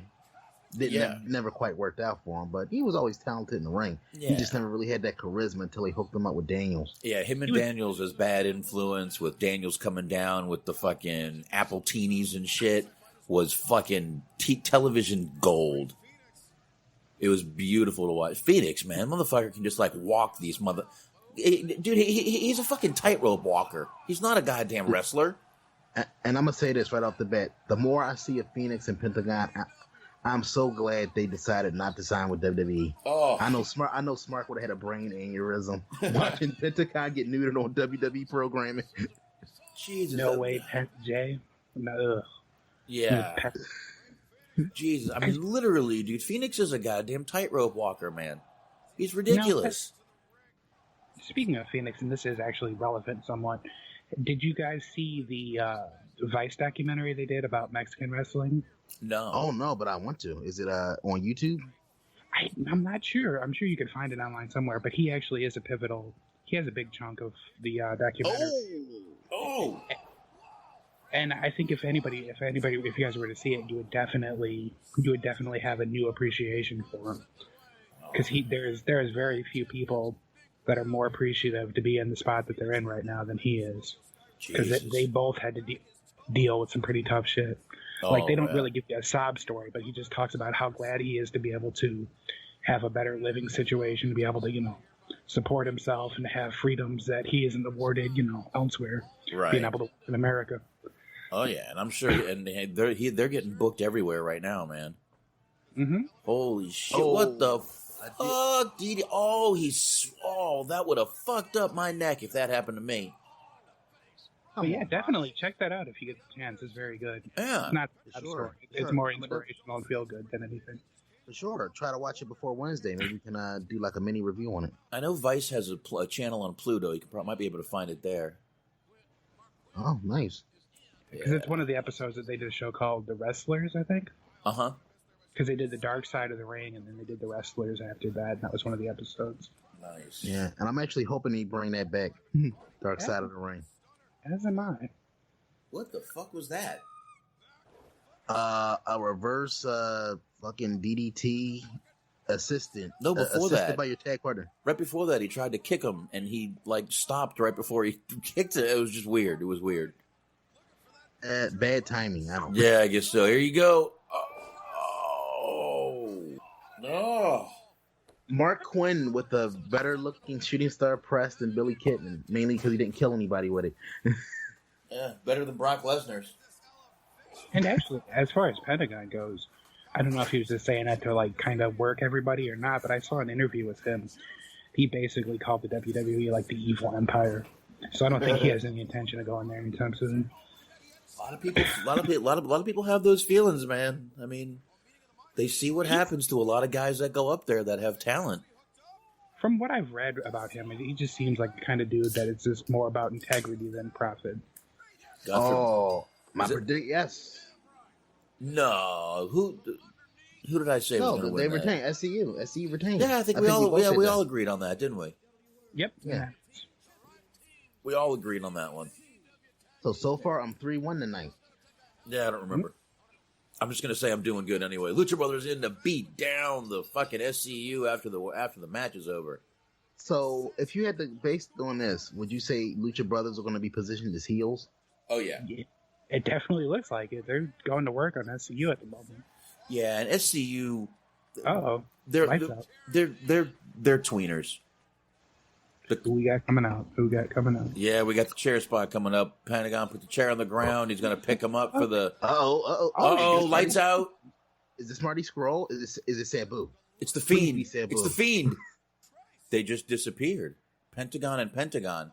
Is it Jericho? If it's Sabu, I'm peacing out. I can't put up with that shit. No, I don't know who it is. It's Pentagon. Hey, Christopher Daniels, I think. He just hit the One-Wing Angel or two. Oh, that does look like that. That's probably is who it is. That's it. Yep, there's the falling angel. Yep. Angel's Wing. There you go. The One-Wing Angel is Kenny Omega's move. My referenceometer is broken again. Oh shit! Daniels is back. He should leave that face paint. He actually looks kind of badass. I mean, not the Pentagon mouth thing, but the little Prince symbol that he's got over his eye.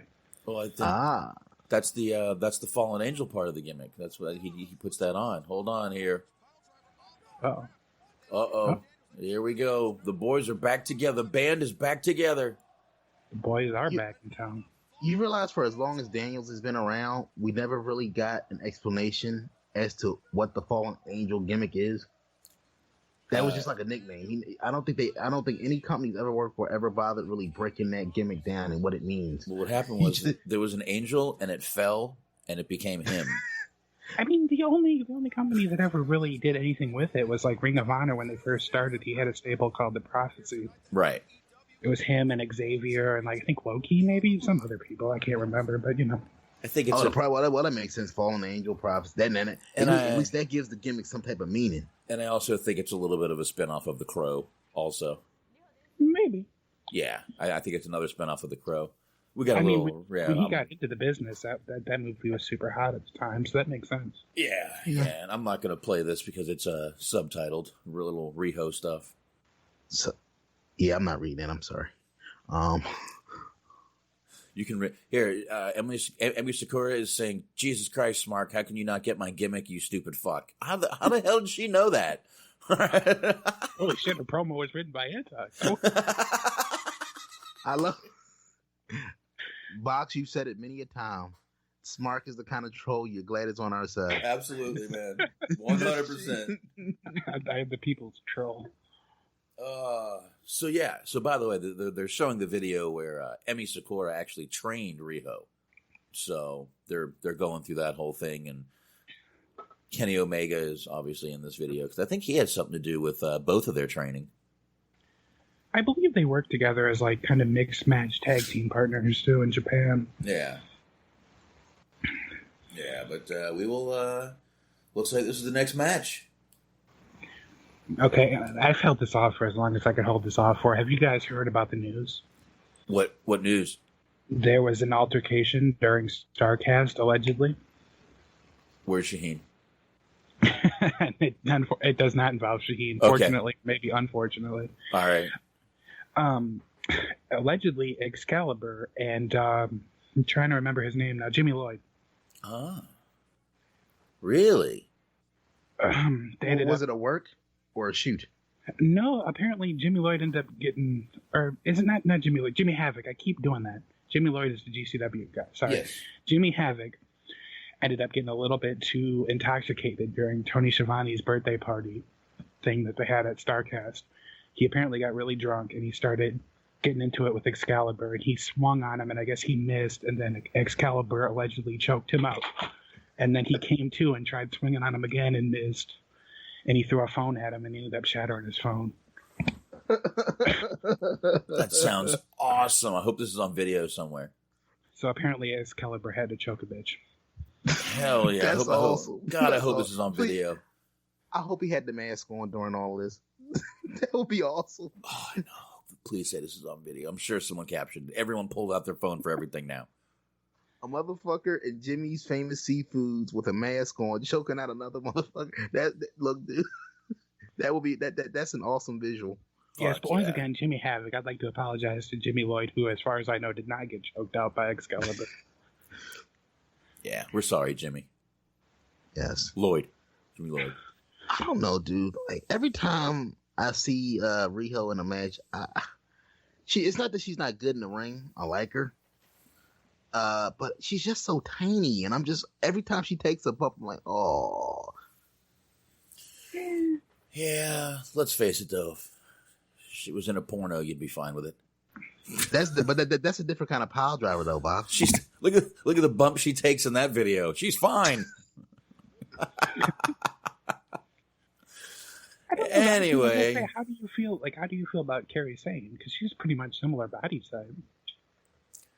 Kind of the same, especially when she takes does that elbow, that insane elbow. Don't get me wrong, it's a beautiful spot, it's a beautiful move, finishing move, but you could tell she's still going to start. The older she gets, she's going to feel that more and more. All right, so here we go. 4-0, 6-2 overall. Riho. I don't know if Antox is in the chat right now, but I'm going to reiterate since he's he took me to task for saying Brandy Rose is going to be women's champion sometime. She's going to be the one in Riho's little reign here. I'm going to double down on it.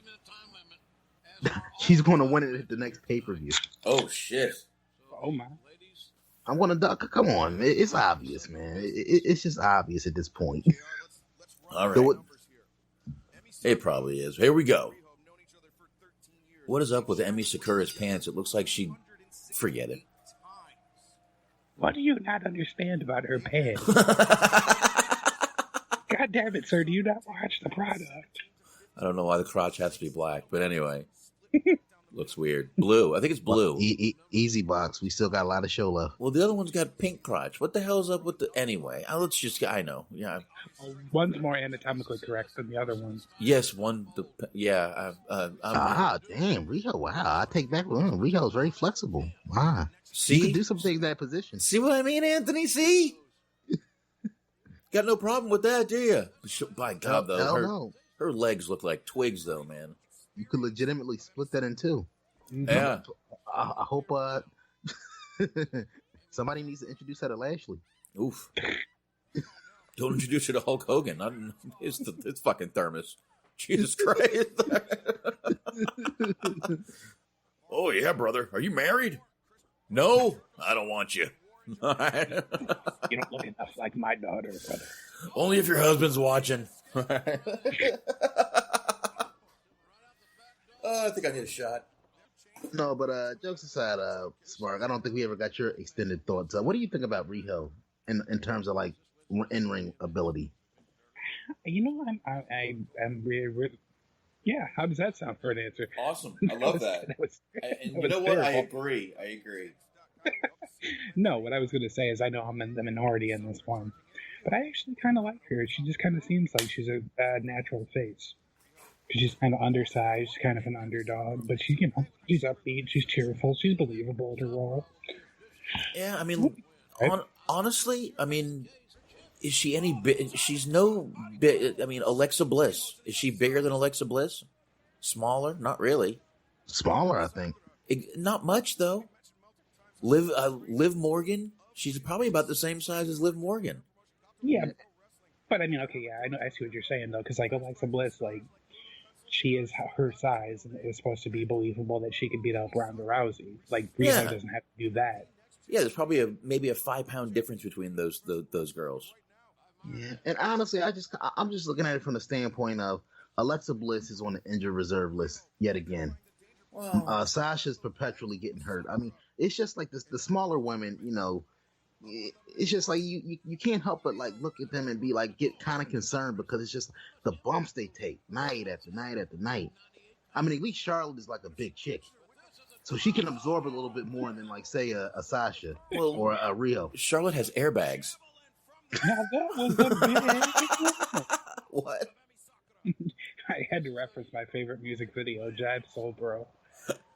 I mean, I'm Charlotte. messing with a woman that was 6 feet tall. Now that was a big woman.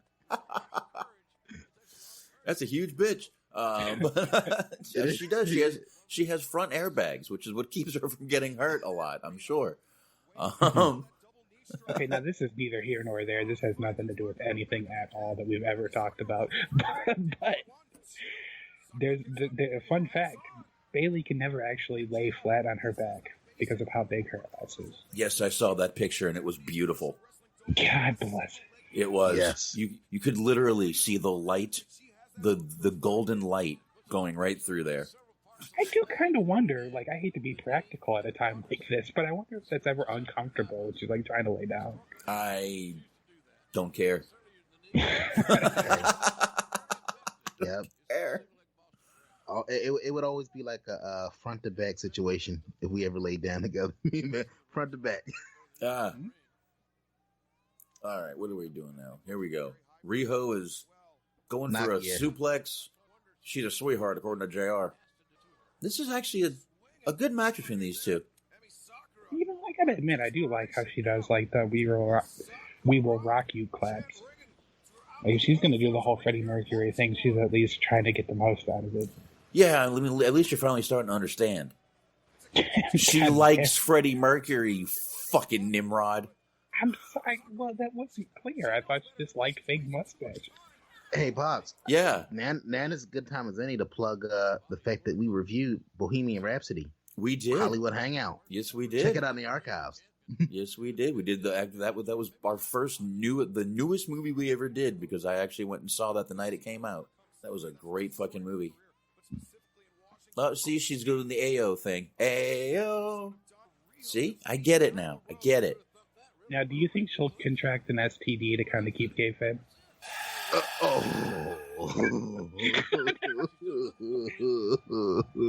Wonderful telling, Anthony. I definitely appreciate that. Throwing is way better than laughter, in my opinion. Man. I don't even know. What the hell can you do to say? Look, sometimes Smart will give us gold on his show, and you just gotta, and you have nothing to add to it. You just gotta like laugh and let it linger and let it marinate. I think he even went, dude. He went too far for me. For me. Fox, this is Saturday night. We're doing shots. We're watching wrestling. We're living our best life right now. Yeah. I apologize. My filter went out about 3 shots ago. Yeah, we're telling AIDS jokes. It's great. This is awesome. No, and plus we need this, Mark, especially if we're gonna get through that Iron Man match between Cody and Jericho. Yeah, I got a little while here. I got a feeling I'm going to need more vodka, but I got a whole bottle. Don't worry about me. Now, I guess real quick, I don't know if you guys saw. I did tag box in it. I don't know if you saw this, Mark, but somebody asked the question on Solid Monsters fan on his group page, based on all of the love that Cody Rhodes promo's been getting. They asked us to buy or sell. Which was the better promo? Dusty's Hard Time or Cody's promo from Wednesday? I told the gentleman it's too early for this nonsense. I enjoyed the Cody promo, but you got to give it some time. We've had 30 plus years to marinate on Dusty's promo. I'm pretty sure at the time Dusty cut that promo, he probably figured to himself that was a good one, but I don't think he ever in his wildest dreams thought that 30 years later people would still be talking about it. No, and I mean it's even in our intro, thanks to Shaheen. It's in our intro that promo, and you know what? A lot of people were comparing it, saying that was his Hard Times promo, and that's fine, but just give it time. I agree with that. Give it time. Why is Sakura crying? No, but I'm sorry. What were you saying, Smart? I mean, I feel like the fact that they're using that as, and I get why they're using that as the barometer, but I feel like the fact that they're using that as the barometer tells us everything we need to know. Like, I don't think that you're going to get much better than that. No. Oh, shit. Damn, he's beating the hell out of this little girl. Nah, that looked like a painful foot stomp. This child abuse. Bro, did she just break her sternum? Ooh. Smart, were you saying something? Shit. I was saying something, but it's no longer important after what she just did to her. Oh, look at that. Nice pin. No, what I was saying, though, like, to go back to it real quick, because it's kind of a brief point, if I can get on my soapbox for a minute, like, sometimes I feel like the need to constantly compare something that happened now to something that happened in the past isn't really important. Like, let it be what it was. It was a really good promo. Like, is it the best promo ever? No, probably not. But, like, just let it be what it is. It was a really good promo. You can appreciate it for that. You don't have to debate where it stands in history. Right. Yeah. You're right. Everyone needs to stop. I mean, I don't mind the comparison, but like we've been saying, give it some time. But to start literally just going, oh my God, it was better than the Hard Times promo. Come on now. You could definitely say that was his version of it. Sure. But to say if it was better or worse, like, some people are going to like his promo better. Some people are going to like Dusty's promo better. And I don't think it has anything to do with necessarily the promo as much as it is the person that's cutting it. No, and if you think that Cody's promo was better, I'll just go ahead and say it. You're fucking wrong. But but I mean, I'm usually very diplomatic. But as far as I'm concerned, you're fucking wrong. In Box, you put the promo over more than just about anybody I've seen, and even you're saying like it's ridiculous to be trying to compare the two. I mean, I don't even think Cody would say his promo was on a level of what his father did. No, dude, you're talking about a legend. Cody's good. He's not a legend yet. Not a legend. We're talking about Dusty, who literally was known for his legendary promos. Cody gives one good promo, and we're gonna sit there and fucking goo goo gaga. Great promo, awesome. Can he do it again? Probably not. Anyway, back to Riho and Sakura here. This has been, I mean, I would say, at least for me, probably the best women's match to date in AEW. And also so far, yeah. Oh shit, we got quicker than our hiccup. Oh, nice little dragon suplex there. Yeah. Jesus, man. All right. I'll be honest, bro. Like, am I the only one missing Tony Giovanni tonight? A little bit. I am too. You know, I hate to say it, I didn't notice at first because I'm so like used to like just automatically tuning the commentators out. But now that you say it, I do miss him. All right, Riho's going to the top rope, which basically looks like you're about to throw a marshmallow off the top rope. Oh, there, marshmallow! Oh, probably the most ineffective double stomp you'll see. Like being double stomped by a broomstick. That was a unique kick out, though. I will say that. Yeah, she just bridged out of it. All right. Man. All right. Here, what's happening here? Oh, she has her foot. Okay. Oh. I didn't see that. I'm like, what is she doing? And then I'm like, now I see she's got her foot. This is very odd right here. And those punches rules. Jesus Christ. Use your left knee and kick her in the face. Am I the only one that thinks of this shit? I really love that move. That was nice. Oh. The snap German? The backdrop driver, or backdrop suplex. Oh, I don't know what that was, but it looked like it hurt.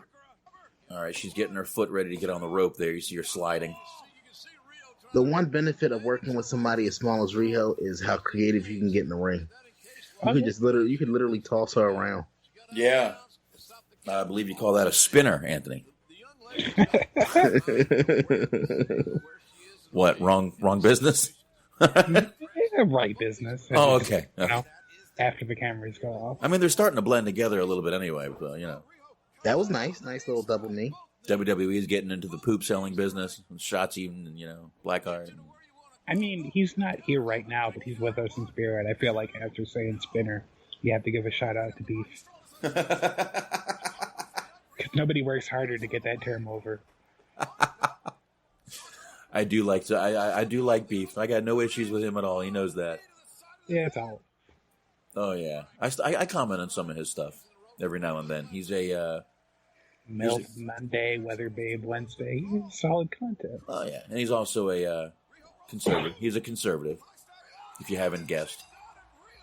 Or in 2009 term or 2019 terms, a Nazi. Because right. We just have no use for that word anymore. Words mean nothing. Exactly. He's a Nazi. He's a racist. He's a transphobe. As am I. I'm the same. I'm all of those. Meanwhile, I got no problems with anybody. But anyway, I really don't. As far as I'm concerned, everyone's good in my book till you screw me over. That's my theory. That's right. Yeah. And then still, you got a chance. You apologize, I'll probably still fucking love you. I don't care. I mean, if you're gonna screw me over, at least screw me properly. Exactly. Tell me you're gonna do it. Maybe I'll fucking forgive you. Call me the next day. Exactly. Show me a little respect afterwards. This was you know what? Going through these highlights, it's a pretty fucking brutal match between these two. Really is. And you're right, Anthony. Riho being so small is an advantage in a way because she just spins herself around and throws herself around. And once again, though, they've done something that we said needs to happen. The title matches, the titles have stayed where they're supposed to stay. Yeah, give them some stability because, like you kind of beaten to the ground, boss. This is a new company, so they're just starting their title lineage. Mm-hmm. So it's important not to do the hot potato thing. So I'm glad to see they're giving their champion some room to breathe. Yeah, a little show of respect from Sakura at the end there to wait. We have a Cody video. Don't say a word. Shh. Any part of me that's in EVP, every part of me is a kid with a chip on his shoulder who probably one could. I am Chris Jericho, and I am le champion of AEW.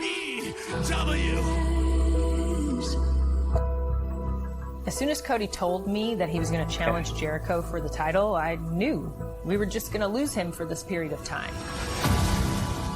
No matter who thinks they're in charge around here, we're in charge now. Chris Jericho is professional wrestling. You hear the chants of Cody. He has this connection with the fans that is very rarely seen in pro wrestling. He is the face of this company. However, he's not the champion. Winning that championship belt, it would be the pinnacle of his career.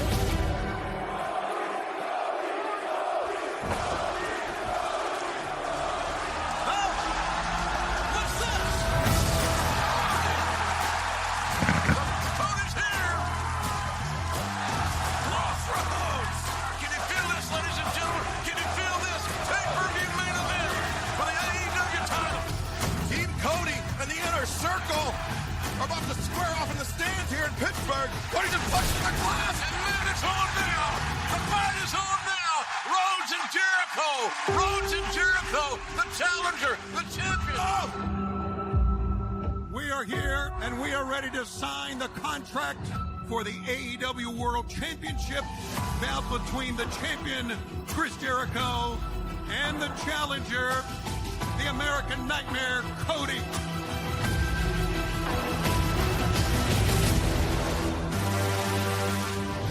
This thing on? What's up, Cody? Hager's. Oh, no!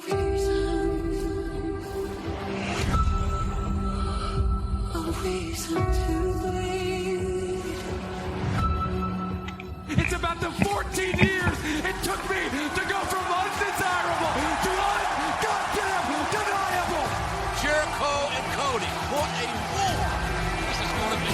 If I do not defeat Chris Jericho at Full Gear, I will never challenge for the AEW World Championship again. Chris Jericho, that is a very big if. At Full Gear, I beat you.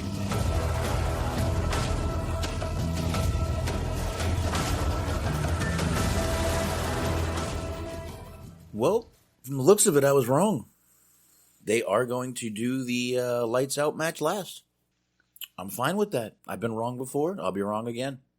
Great video, though. It really was. Yeah, definitely. Told the story of the match, and of course, it highlighted Cody a little more than Jericho. But who didn't expect that? But yeah, here we go. Let's see. We're gonna get the match right now. It looks like, and yeah, I was wrong. What the hell? Smart, what did you think of the video? I'm sorry, one more time? What did you think of the video package? Hey, Smart, what did you think there? I thought it was a really, really good video. Oh, go ahead, Smart. I'm sorry. Dean Malenko. I turned the mic off when I went to go get another drink. Dean Malenko, Arn Anderson, and the Great Muta sitting together. Holy shit. Go ahead, Smart. I'm sorry to cut you off. No, I just went ahead and apologized for leaving my mic on when I went to go get a drink. That's how much I thought of that promo. No problem, man. All right. Matter of fact, while introductions are going on, I'm going to go fill up my water here. I'll be right back. So you guys talk a little bit because I'm not turning off the show. Cool. Sure. So, Smart, I don't know if you caught that, but the judges for this match are Dean Malenko, Arn Anderson, and the Great Muta. Fucking Wizard of Oz entrance. He's got Come on. The Flames. Good Lord. Jesus Christ. And this isn't even WrestleMania season, and this dude is blowing up. he got a crazy... Well, this is actually pretty subdued, I would say, for a Cody entrance. What? A fucking third world dictator? in comparison to a Triple H entrance, that was pretty subdued. I mean, I'm surprised there wasn't a fucking Lemmy hologram. That was the only thing that was missing. It was a fucking Motorhead playing the song live. So you're not a big fan of the overblown Cody entrances either? I want to like him. I really do.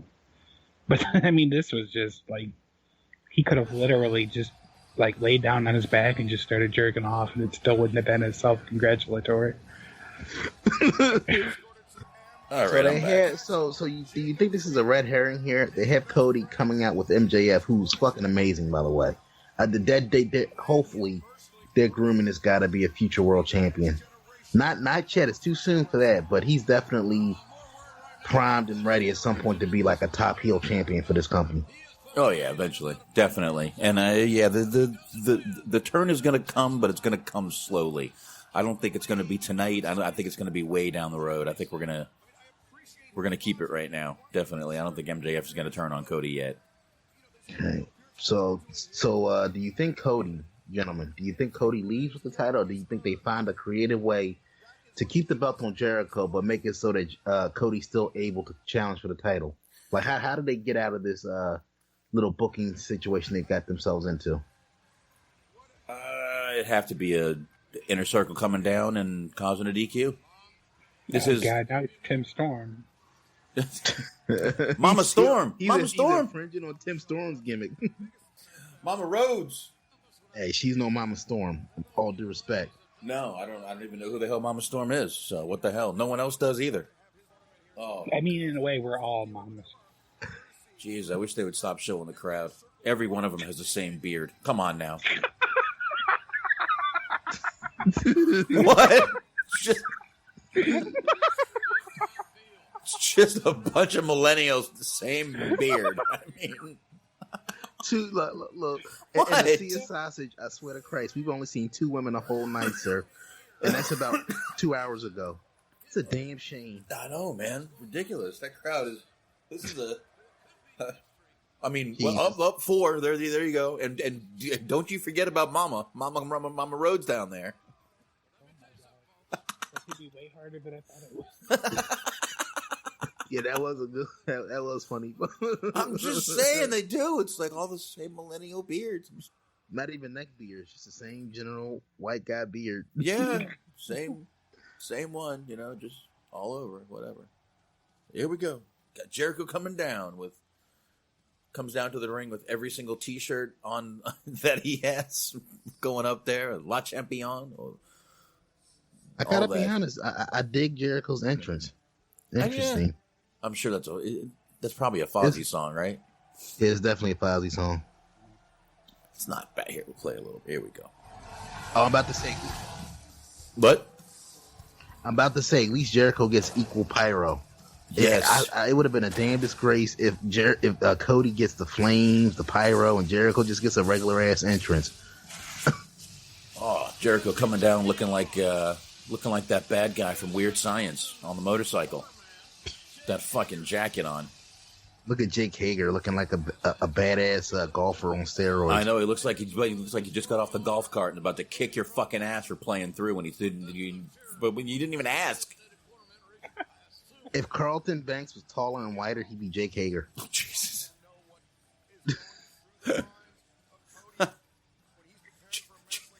Jake Hager is a Jack Tiger Woods, is what you're saying, Anthony? Pretty much. I don't know. Like, I love the fact that anytime Jake Hager is involved in any type of beatdown, he has on like some type of golf shirt, some type of polo shirt, a pair of dress slacks. Hey, because if you're gonna get your ass kicked, you might as well get your ass kicked by a well-dressed man. Yeah, I mean, I'm not gonna lie, I'm a big fan of the polo shirts. I wear them too. I do the jeans. I'm more of a jeans guy. That's the gimmick, and now he has people in ankle locks. Start calling him Curvin. Do you know who my dad is? I could fucking spy your ass. Oh shit! I'm kind of they're definitely all inclusive because Hager's a big Trump supporter. And we should say a happy birthday. Oh. It's Chris Jericho's birthday today, 49. Really? Yeah. Well, that's right. I saw the picture he took with his shirt off. I didn't need to see that and don't need to, but we're going to see it right now. So what the hell? And you know what I'm going to say once again? I like that they're really using this girl, Aubrey. I forget her last name. But what was that? Edwards. Edwards. Thank you. I like that they're using her for these big matches, man. It's pretty cool. And she's great. Yeah, I feel like from top to bottom, their referees are all pretty good. Mm-hmm. Yeah, it's so good. You got Earl Hebner, you got Aubrey Edwards, Rick Knox, Bryce Ramsburg, and they actually say their names on commentary. Mm. And they normally give them graphics too, a little name graphic. Yep, here we go. I gotta hear what Chris Jericho gave him to say about him. Let's listen in here. An ovation for the challenger. And his opponent, accompanied to the ring by Jake Hager. From Winnipeg, Manitoba, Canada, weighing 225 pounds, he is the current All Elite Wrestling World Champion. He is the History Maker, the Universe Changer, and the Pain Maker. The Alpha Elite Champion, Chris Jericho. There we go. Shit's about to go down, y'all. I'm going to go ahead and give that crowd a little bit of credit because they're at least playing along. They didn't do a fucking both these guys chant. Maybe that's coming later. But they're at least booing him because he's the heel. Yeah. Like, fucking thank you for playing along. But the crowd is good. They're good. All right, here we go. Let's get this shit going. Jericho's taking off his belt. He looks like fucking Mickey Rourke out there. Yeah, the living embodiment of Mickey Rourke, man. Like, Literally, if those two took a picture together, I think the universe would explode. They work together. Oh God, the universe didn't explode. Thank God. We should all be You very, remember very WrestleMania? lucky. What movie was that? The Wrestler? They were together in that movie? Where was I? No, WrestleMania. Remember, Jericho did the deal. It was Piper, Snuka, and Steamboat. That took me a while to remember. That's right. Right after that is when Steamboat had his little stroke or something. That's right. Yeah. Steamboat had like a mini comeback, and then the Nexus damn near killed him, and that ended that. Yeah, I know. And it was awesome to see him in the ring because he still fucking had it, man. Yeah, and God bless, I make jokes about Ricky Morton, but at least he can still semi-go in the ring. If you go back and look at that match with Jericho and the Legends, Steamboat was the only saving grace of that match. You better quit fucking with Ricky Morton, man. I swear to God. Ricky Morton sees you when he's sleeping. He sees when you're I can easily take the S off. I can easily. Yeah, I can easily take the S off of dirt sheet dudes. I can. I can. About to wish the best in our future endeavors. Okay, I guess it was nice working with everybody. Apparently, I've been informed by management that this is my last broadcast. It's just one letter. I mean, it comes right off is all I'm saying. It's at the end. I have Box McMahon in my ear, basically threatening my unborn child, my future employment endeavors with the dirt sheet dude. So he's telling me to tone down the commentary, ladies and gentlemen. All you gotta do is just leave Ricky Morton alone, motherfucker. It's all you gotta do. A nice little cartwheel by Cody Rhodes there. Yeah. Ooh. Way to go there, Max Headroom. What the fuck? I appreciate that reference. He does look like Max Headroom with the hair, by the way. He really does. I didn't think about that. Yeah. Anthony, I don't know if you remember that TV show. I remember. Yeah. I don't think I ever watched it, but I remember it because it was referenced in my favorite Back to the Future Part 2. Ah, yes. Did you ever hear about Boxman? Did you ever hear about there was on local Chicago television, I think it was WGN, there was a guy who hacked their feed, and he recorded videos of himself wearing a Max Headroom mask, and he did his own little broadcast. Oh, but I would love to find that. I'll send you a link later. There's a Wikipedia article about it. He hijacked their feed while they were on the air. That's awesome. So people who were tuning in to WGN on that night, because they were I think they were replaying Doctor Who or maybe Twilight Zone. Right. But there was a large viewership that ended up seeing this guy. He he went off the reservation to be sure.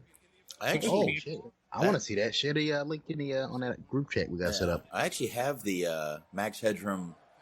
I have all the DVDs of the show. I think if you just Google Max Headroom WGN, you'll probably be able to find it. Probably. Man, my feed was doing great. Suddenly now it's locking up during one of the most important matches of the fucking night. All right, here we go. Jericho chops him. Man, I got to tell you, it's like you can tell what night Jericho's been out drinking because one night he'll come in and he's looking fit and fine, and then like tonight, looks like he was out drinking his ass. Looks like he had too many beers last night. Yeah, I don't think we'll be seeing too many lion salts tonight. Based on that, not unless there's a Corona with it. Jesus Christ, we're gonna be seeing a lot of stall tactics from Jericho tonight. Won't be a lion salt. It'll be a Corona with lime and salt. Smart. Did you just say who's that? That's Dean Malenko. Okay, yeah, I'm not. My feed's not doing too well. No, that does not look like Dean Malenko, but that is Dean Malenko. I was about to say, did a fan just step up to Jericho? Who's that old man stepping up to Chris Jericho? He looks fat as fuck. I'm in no position to talk, but he looks fat as fuck. Yeah, you also don't make your living with your shirt off. God bless that. I mean, let's be honest here. I mean, I wouldn't make a living at all if that was the case. Yeah, I'd be pretty broke too. I am not sexy, and I do know it. I mean, I know I drink too much beer at night, but I wear a shirt during the day. Every day. We're not no sexy boys, no sexy boys. I'm gonna just start doing an art and onk and just start asking how much is this guy wet. All right, we got a little okay, back. Okay, Art Donovan. Oh, Art Donovan, yeah. I meant to say Art Donovan. All right, we're going back and forth between waist locks between these guys right now. That's really what we're doing. That's kind of why we're just bullshitting around here. Yeah, because and Box, and all due respect to both guys, do you understand why this match does not need to go the distance? Oh yeah, yeah. I think honestly, I don't know if Chris Jericho can go the distance. I wonder if Jericho I wonder if Jericho calls it audible, like, brother, we're going 15 tonight. I shouldn't have had that 10th one. Oh, Jericho's making me want to do another shot. Way ahead of you. All right. I haven't even started drinking my beer yet. What kind of beer do we have on tap? Oh, it's Keystone Light. I bought the gas station I went to buy beer the other night. Mm-hmm. I forgot it's closing down the next day. Ooh. It was closing down today, actually. It's a racetrack. You guys have racetracks up there? I do, actually, yeah. Okay, it's a racetrack, and they're rebuilding it. It was a pretty cheap, older racetrack. Didn't have the sandwich fridge was like, I think my fridge at home is bigger, so. You know, they're upgrading it, and they're doing it to all the racetracks around here. They're moving them and upgrading them everywhere. Yeah, we have one racetrack around here. They're not doing as well as a lot of the other places. Yeah, we have racetrack. We have QTs. We have QTs everywhere too. Quick trips. No QTs around here. Yeah, quick trips. Tiger Mart. Yeah, we've got a few Tiger Marts. Most of the Tiger Marts here are connected to truck stops. Okay. Yeah, same here. Yeah, we got tons of truck stops around. I love walking around truck stops. I do too. Surprisingly, bathrooms are surprisingly clean. Number one, well, that's because those guys, I mean, they fucking shower in those things. There's showers in most of them, but there's always cool gadgets and shit like that, and they've always got little, treats and shit. I love it. And then, you know what? They've always got somewhere good to eat. Yeah, definitely. Yeah. I like general stores, too. There's usually, something you can find that's usually a value to you that's fairly cheap. Now, we have one truck stop here that is connected to a beef jerky store where you can get over 1,000 types of beef jerky. I am a fellow Southerner. I do know what you're talking about. Mm-hmm. I gotta love the jerky. The old Outpost jerky store. Uh-huh. Now, Box, in honor of Jericho's birthday and all, and his role in the new A and Silent Bob reboot flick, I think we should check that out soon. Are you saying something because Jericho plays a Klan member? I'm curious about how he pulls that one off. I don't know. I'm just curious. I'm curious about how invested he was in that role. I'm surprised the SJWs didn't come out because he's not a real Klan member. I know. Well, you know why? See, Jericho was smart. He distracted them by interviewing Trump Jr. He's been getting a little bit of shit for that. Yeah. Damn, that was a hard. By the way, Cody just went over the top rope and busted himself open on the ramp, and he did go face first onto that goddamn diamond plating ramp. Yeah. That's meat. That's meat. Oh, he ripped his face. I don't think he meant to do that. No, dude. Have you ever fallen on diamond plate before? It will rip your skin. It will literally. It's cheese grater type shit. Jericho actually looks concerned. I'm concerned. He literally looks like you can see skull. Dude, that is cheese grater shit right there. They may have to call this fucking match. I swear to God. Why you don't think they can stop the bleeding? That will not stop bleeding quickly. That will not, especially not sweating with your blood pumping fast and your heart beating. No, This is Cody crazy. Like, he's not going to stop the man. He's not going to stop, but I mean, that literally just ripped skin off his head. So you think they might have a call an audible and like do a quick finish? I don't know. We'll see. So Jericho's clearly stalling, giving Cody some giving them some time here. Yeah, Jericho's taking a minute. He's going to play the heel, but he's also being a good guy in a way. There we go. Oof. Oh. And honestly, this is why Jericho's a pro. Yep. Good Lord. Watch this. Watch this. Look at that. Oh! He lawn darted himself. You know, I feel like we're burying the lead here, though. Instead of asking if we've ever fallen on diamond plating, what were you doing that you were in a position where you did? I unload and load trucks, dude. Almost every truck that I load and unload has diamond plating. Fair enough. Yep. It ain't climatic, but fair enough. Yep. Any forklift accessible truck has diamond plating. And some of those trucks are diamond plated all the way through. Reefer trucks are either diamond plated or they have the rigid floor. Oh, okay. Yeah, that makes sense. Refrigerated trucks. They're not weed trucks. They're refrigerated. So, sure. Yeah, just working around them. I've fallen in reefer trucks before and shit like that. So, yo, did you see that? Yeah, man. Oh, no. I'm talking about Jake Hager. Jake Hager. He actually showed a little bit of emotion there. Like, holy shit. He had to, man. Look at that, dude. That. Look at that. Right. Believe it or not, my feet just cut, but I'm paused on that cut.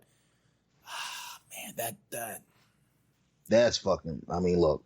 Seriously, dude. Cody's a fucking man for finishing this shit out. He's a man and a half, man. Because like me, I'd be like, yeah, fuck it. We got to call an audible. Roll me up. I got to get to the back. Address this shit. Wow.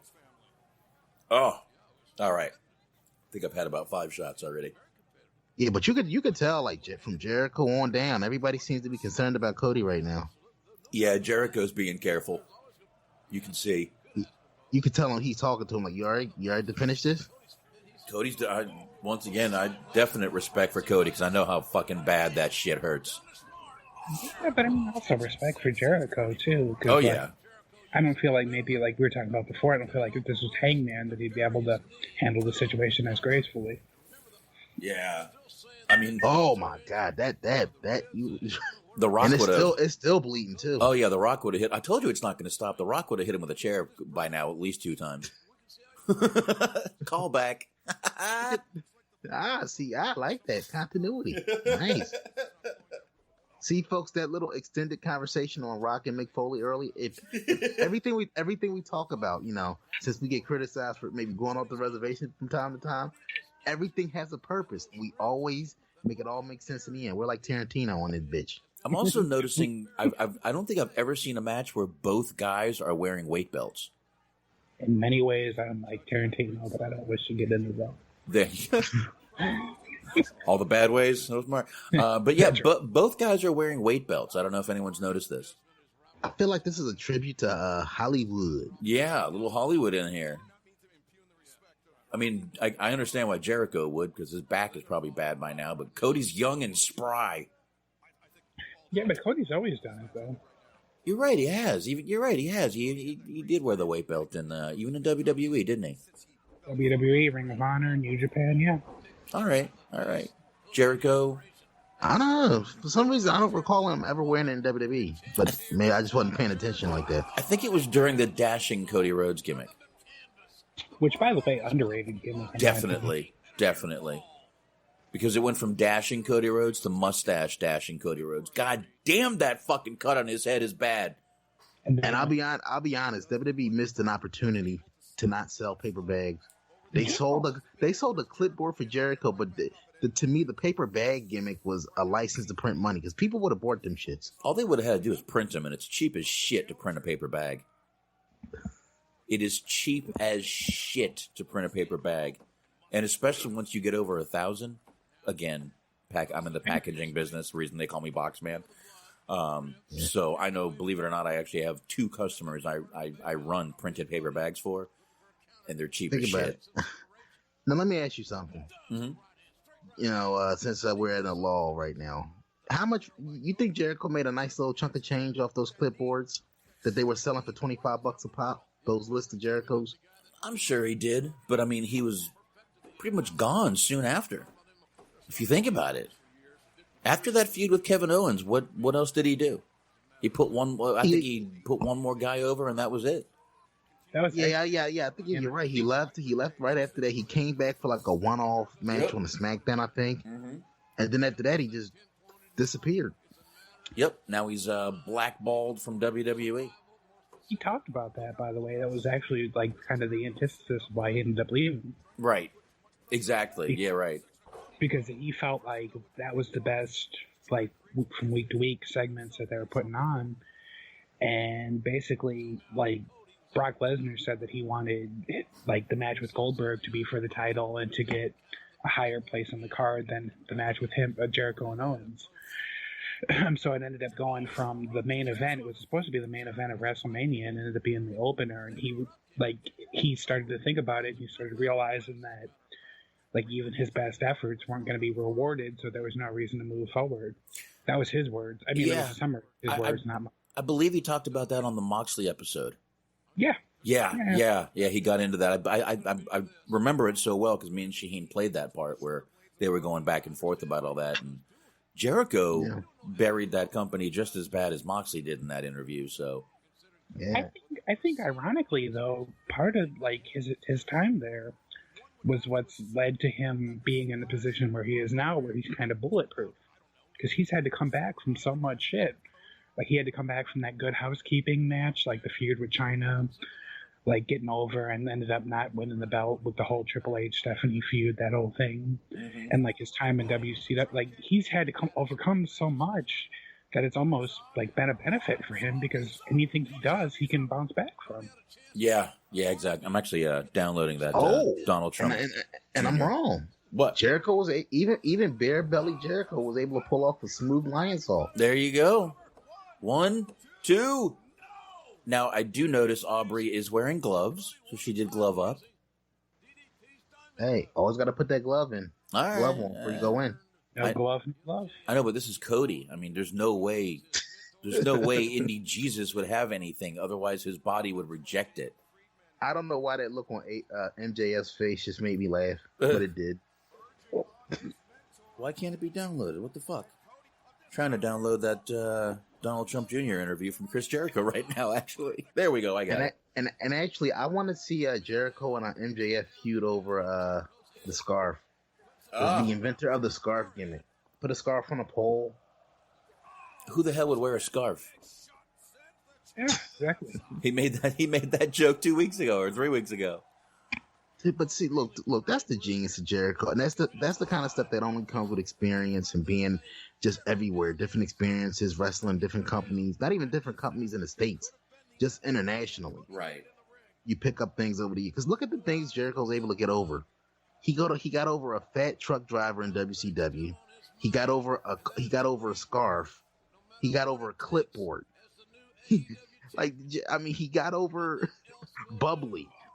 Like seriously, like it's week to week now. His promos in AEW, I'm wondering like how many catchphrases is he going to come up with to end up on a T-shirt for this company? Yeah, all he has to do is say something, and everyone buys into it. He, Conrad will put out a T-shirt of basically anything anyone says. So that's right. Yeah. Well, I mean, seriously, listen. I am not the biggest Conrad fan. I understand the hustle, but I also think the first 3 letters of his name describe him very well.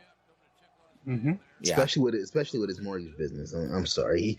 I feel like that's just setting some people up to fail. That's just me. Mortgages are a very, I'm trying to think of what to say here, very odd business. And Mama Rhodes just slapped Jericho. That ain't right. That a girl. Yeah, who's this? Oh, a shot to the eye.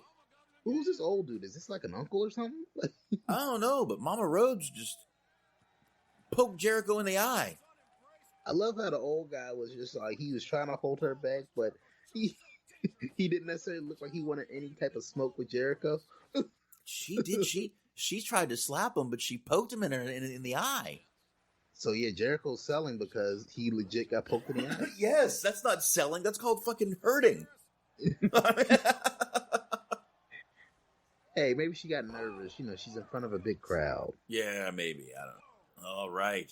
another false finish.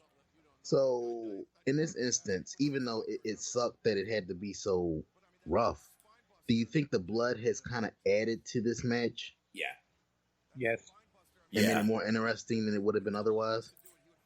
I think so, and you know what? The fact that Cody has that blonde hair and when that blood mixes in, it's really old school, man.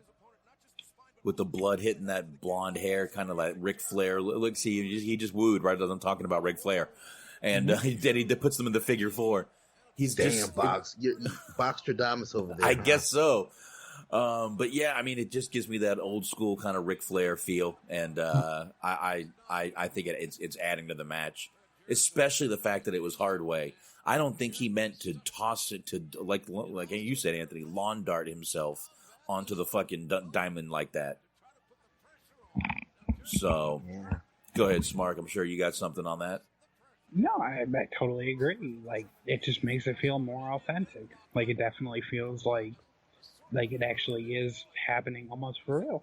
Yeah. And honestly, kudos to AEW. This is the first match that we saw blood in, so that's why it's standing out to me right now. Oh, and thank God they didn't put the fucking black and white filter on it. Is it the first match we've seen blood? I think we've seen blood. No, Cody bled during the chair shot with Sean Spears. No, I'm talking about on the show tonight. Oh, yes. You're right. Uh-oh. No, oh my God, it locked up. You mother cunt-licking piece of shit. Fox, you forgot the leg slap. Oh. There you go. All right, here we go. I'm back. Damn it. Look at Aubrey. She's getting she's kicking Hager out like, motherfucker, you get out of here. She could kick me out of somewhere. Nah, you don't get kicked out of that. You want to stay in there for a while, don't you? No, I'd forcefully make her kick me out. You know what I mean? Box, cancel culture. Remember that. I'm trying to stay on the air for a couple more years. Oh, nobody's listening to this shit. They won't now. Jesus. Nobody that matters. Fuck them. Listen, if our listeners can deal with everything I've said in the past, they know what they're getting into. Yeah, touche. Yes, not worried about anything at all. I got to refresh myself. Let's be careful about using the Me Too word. All right, let's refresh this motherfucker. So, man, I don't know, man. Like, you think Hager's going to have a match at some point? Yeah. Eventually, one day. Who do you think be a good little? What do you think be a good first match for Jake Hager? Honestly, in my opinion, Joey Janela. Because, I mean, like we talked about, nobody takes a beating better than he does at the moment, and I feel like he'd be willing to put him over some fears. Yeah, but I got a feeling it's going to be one of the Inner Circle guys. Or not the Inner Circle guys. The, you know what? Janela might be actually the perfect guy. It'll be Janela, or if you want to take it, if you want to do a callback, continuity, Hager calls Darby Allin his title match against Jericho a few weeks ago in Philly. I think he's going to end up going against Dustin. Yeah, that too. Yeah, that'll be the first one right there, is him and Dustin. Oh. I mean, you might not be wrong about the Inner Circle, though, because I think he's definitely going to turn face at some point. Yeah. Oh, good look at that cut on his fucking head. Right. Good Lord, that's a scar. It's literally the same. It's like another eyebrow. It is. It's another eyebrow. A bloody people's eyebrow. Absolutely. And then with his eyes closed, it looks like he has, just 3 eyebrows. That is fucking horrible. And that shit is fucking. Why didn't at least get some glue out there to stop the bleeding? I mean, that's all you got to do is put some glue on it. Wow. Yeah. Sabu taught me that. Dude, I've used super glue for years. Super glue will take literally about 30 seconds to dry. They could have super glued that quickly. I would have told them to do that shit. I'd be like, y'all better carry a fucking load of super glue from me. Especially if you're dealing with Dusty Rose Kid. Dusty's kids, it's going to be blood involved. So yeah, probably best to have some super glue on you. I'm sure Dusty's looking at that scar from up in the up in the sky going, that's my boy right there, baby. There we go, baby. Look at that. You flip, flop, and fly. Start that collection of scars on that forehead, baby. That's what I'm talking about. All right? He gonna have that roadmap just like Dusty. Oh, yeah. Jesus Christ. Like, did you ever see a close-up of Dusty Rhodes' forehead? Jesus. Dude, I saw the man in a fucking Charlotte airport. I saw that Seriously? forehead. Yes, I saw that forehead up So you close. met Dusty? Yes, when I was a little kid. Awesome. Never So got 80s, never right? got it. Yep, never got anything signed. I was in a Charlotte airport with my dad, and walking through the airport, walking into the news place was Dusty Rhodes. That's cool though. That's cool as shit, bro. Yep, and I ran over with everybody else. I didn't think to get him to sign anything, but he was signing stuff for people and stuff. But it was pretty cool. And yeah, I saw that forehead, and it was bad, man. Up close, it was just like Jesus. Looked like a goddamn cheese grater ran over it. Sorry, Smart. What were you about to say? No, I was going to say, did you guys see that counter? He countered the disaster kick into the code breaker. That was pretty smooth. Yeah. No, mine locked up.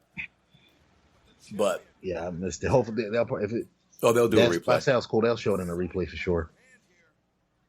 Yeah, I like that they do that. They even if they replay something, they still replay all the highlights at the end. And I do like that aspect of AEW. Reminds me of because sometimes I feel like WWE overdoes it with the replays during the court. It kind of breaks up the flow of a match when they do that picture in picture. I like the way WCW used to do it back in the day, where they would let the match play out, right? And then at the very end is when they would show all the highlights, so you don't miss any parts of the match. Uh-oh, the belt is off. Yep, here we go. Uh-oh, he took the weight belt off, like Smart just said. Shit's getting real. This looks like a deleted scene from Jericho's part in Clerks, or a Jay and Silent Bob movie. Back to work. Back to work. Oh, sorry. Fox, you can just go ahead and tell me to shut the fuck up.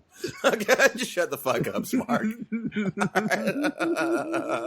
I'm sorry. Yes. You can tell, and we still got one more match to go, folks. Oh, shit. I haven't even started drinking beer. I might just go get more fucking vodka. That's the way to go. Yeah, I might just get more vodka and drink the beer after the show. No, but dude, I'll be honest. I've enjoyed this night with you gentlemen tonight. This show's been very good. Yeah. No, it's honestly no complaints. I gotta tell you, when we used to do this, me and Shaheen, obviously, it makes the shows better.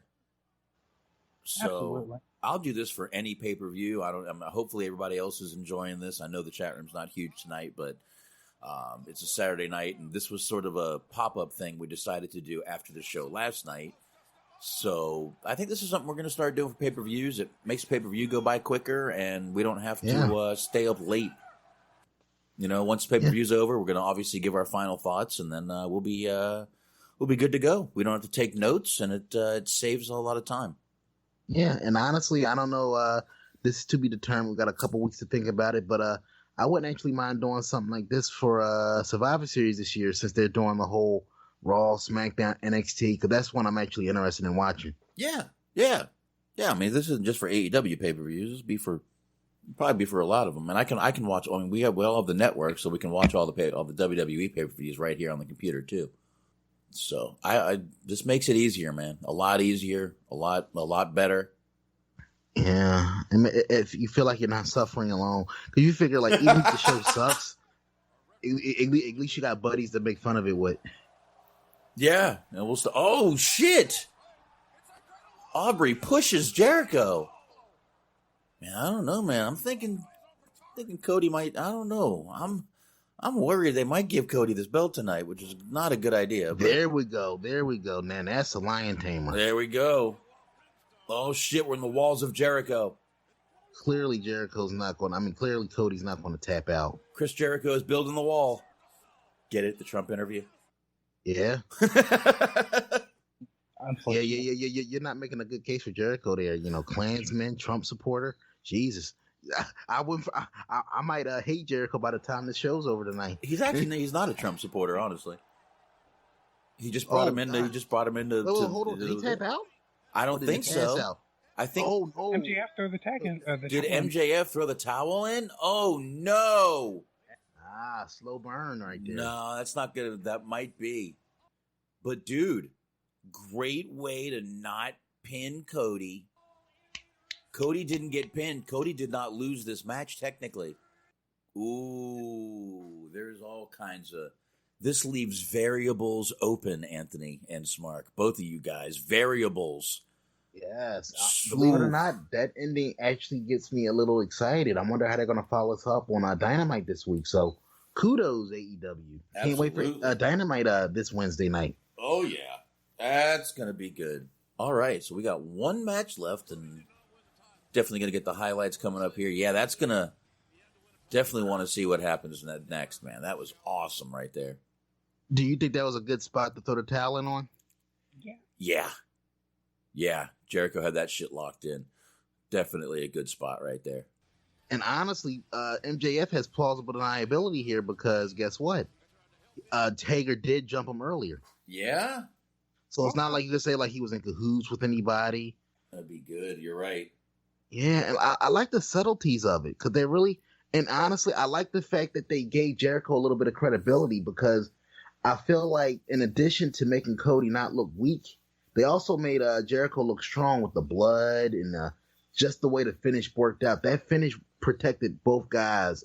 That was actually a beautifully done finish. Because if you think about it, Cody loses nothing because the towel was thrown in for him because they felt like he couldn't take any more punishment. Right. Jericho looks like a beast because he beat the guy to the point where the towel had to be thrown in for him.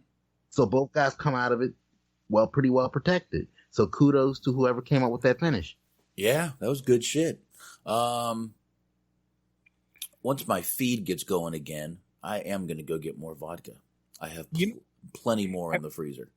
I'm going to go ahead and toot my own horn on this one. I'm one win away from being like 100 on this pay-per-view. You're right. And you know what? I agree there was going to be some fuckery. All right, here we go. All right, here we go. MJF is almost crying. Cody's pissed. Are we going to do a double turn here? Is Cody going to turn on MJF? Please don't. Oh, exactly. I'm a Smart all the way right there. Please don't. Look, this dude is still on his knees, bro. No homo, but some homo. Partial amounts of homo. Partial homo. Half a homo. Half a homo. Okay. I smell a turn. I smell a swerve. Yeah, let's do this. His mentor that he is watching going through excruciating pain, perhaps the type of pain that could take 5-10 years off of Cody's career. And MJF doing the only thing he knows to preserve. Should he have waited a little longer? I don't know. We'll never know.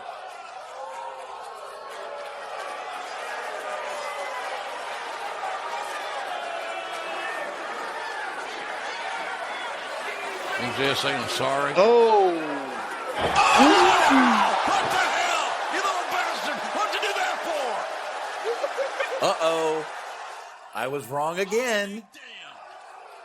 You have got to be kidding me. I want to play the show back on Wednesday. Huh? Remember. I mean, everyone's been saying it's definitely going to happen. I just did not expect it to happen tonight, but wow, they pushed it up, and that was a good time to do it right there. I didn't call it, but I wish I did because I thought he was going to be the judge, and I thought he was going to end up fucking things up for him if it went to a time limit draw. And look at that heat he's getting, man. Yeah, here, let's play it. What a despicable sight. How the hell is MJF going to explain? All right, I'm going to say this one time. This is how you build a heel. Yes. I know MJF is the ultimate heel, but look what they just did. Did you hear that crowd? They're still, look. Cody lost the AEW. He lost this match. He lost the right to... Did you see that? Oh. Fans actually throw... Fans are throwing water at this guy. Dude, all right, that's too far. That's too far. But think about this. This is an AEW crowd. They're more of the insider, smarky, people that know what to know.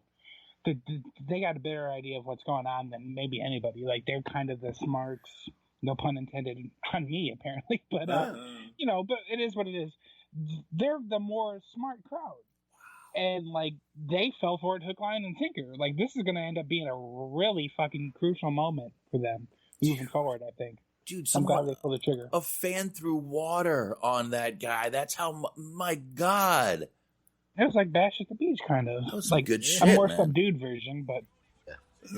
All right, guys. Go ahead and talk for a minute. I'm going to go get some vodka. No, that was actually I'm back in a minute. Good little. That was a good little analysis there, Smark, because they basically outworked the Smark fans. So kudos to them. I am so excited about this, though, for real, because like I feel like once they let MJF be himself, it's going to be really big for them. Because I feel like he's going to be a breakthrough star for them. No doubt about it, man. And honestly, you know, sometimes I know Box was talking about like the slow burn, and sometimes that's appropriate, but sometimes strike while the iron is hot. And this guy is money as a heel. I mean, and a beautiful. Think about the genius involved here. He never turned. He was still a heel, but they kind of made him like a pseudo face when it came to all things Cody. But I mean, they re-solidified him as a heel here, so that was masterfully done right there. He subverted the expectations because like everybody thought that it was going to be a slow burn. Like everybody thought that he was going to turn heel, but very few thought that he was going to turn heel tonight.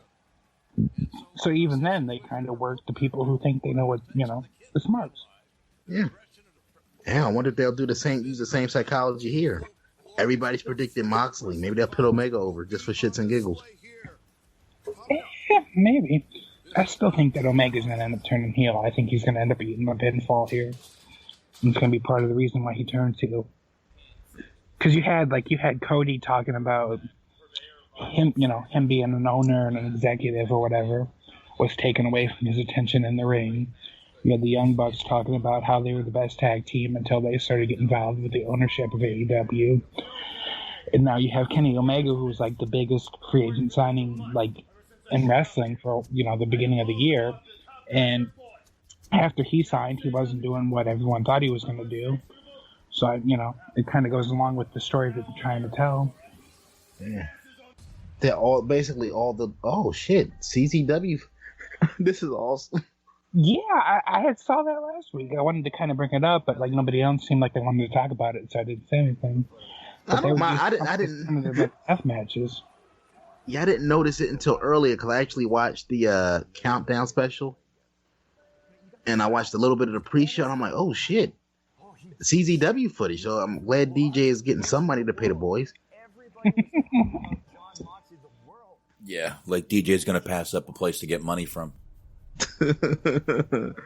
No, but actually, it's pretty smart. I mean, obviously they'll never get access to the WWE footage, but in this case, they don't even need it. That CZW footage tells the story a hell of a lot better than anything he ever did in WWE, even with the Shield. Yeah, well, I mean, that the CZW story tells the story of Jon Moxley. WWE tells the story of Dean Ambrose. So, and then plus it's CZW, but they actually have the version of Moxley that AEW wants to push, that violent version. Right. Exactly, and that was more or less, that was what Boxman was trying to say, was it more accurately portrays the version of himself that he's trying to tell right now. That he's a bit of a loner and a bit of an anarchist and that kind of deal, that he's not afraid to get involved in these, unsanctioned matches, like the ultra-violent, hardcore, those type of things. Oh, yeah. All right, another match, another shot. Yeah. Yes, sir. And again, self-congratulatory victory lap. I quoted Meltzer, but this is going to end up being the main event. You're right. Again, I'm admitting I was wrong. 2 times I've been wrong on this pay-per-view tonight. I think it's going to be really good. I'm really excited. They built the match pretty well. Yeah, and honestly, Box, and credit to you, even though I think this match will blow the Cody Rhodes and Jericho match out of the Warrior by a country mile. I would not have been mad if Cody and Jericho ended the show, just because of that MJF turn. Yeah. With the heat he was getting, people throwing water and shit at him. That would have been like a cool way to end the show too. So I think it was a win-win regardless of which direction they decided to go in. Yeah. I mean, now what happens at the end of this match, I guess we're just going to have to see how it goes off the air. But listen, I even said, the other night, and we actually could have waited till Friday to do predictions. I don't know why we didn't. But I even said Wednesday, if I'm wrong, I'm wrong. And I hope I am, because I'd rather see that match. But I feel that they had to do again, you're supposed to be putting your titles over as your most important thing. But, hey, I get what they're doing here. I get it, and I'm fine with it. It wasn't like I was going to be pissed off if I was wrong. I don't give a shit if I'm wrong. Part of fucking life. Yeah. Yeah. I put it to you like this. There's exceptions to every rule, because I agree with you. The world title should be the centerpiece of the promotion. If it becomes an ongoing thing, then yeah, that's when it becomes an issue. All right. But I feel like in this instance, I'll give them a pass, just because they've been building this Omega Moxley feud for a few months now as like this violent, these guys got to settle this, but we don't want any type of involvement in it because they're going to go too far. So we don't want any legal ramifications to fall back on us. So in this instance, I feel like we should give them a pass. All right. Now, I got to say this, and I know I'm going to be nitpicking, and a lot of people are going to disagree with this, but this is a non-sanctioned match, right? Why are they doing ring introductions? Why are they having these huge ring entrances that are obviously with pyro? Seriously. I mean, again, I know some people are going to be like, that's kind of nitpicking. No, it's not. Think about this. It was a non-sanctioned match, but they went ahead and got the pyro and everything ready for the guys either way. Come on. And they have camera angles too. Yeah, I mean, this should have been, they should have thought about this a little more. And again, that's just my opinion, and I've been drinking, so take that as you want. No, that's a fair criticism. Actually, I actually agree with that. All right. I mean, I've still been drinking, but that's neither here nor there, I guess. Hey, you make some of your best points when you're drunk, sir.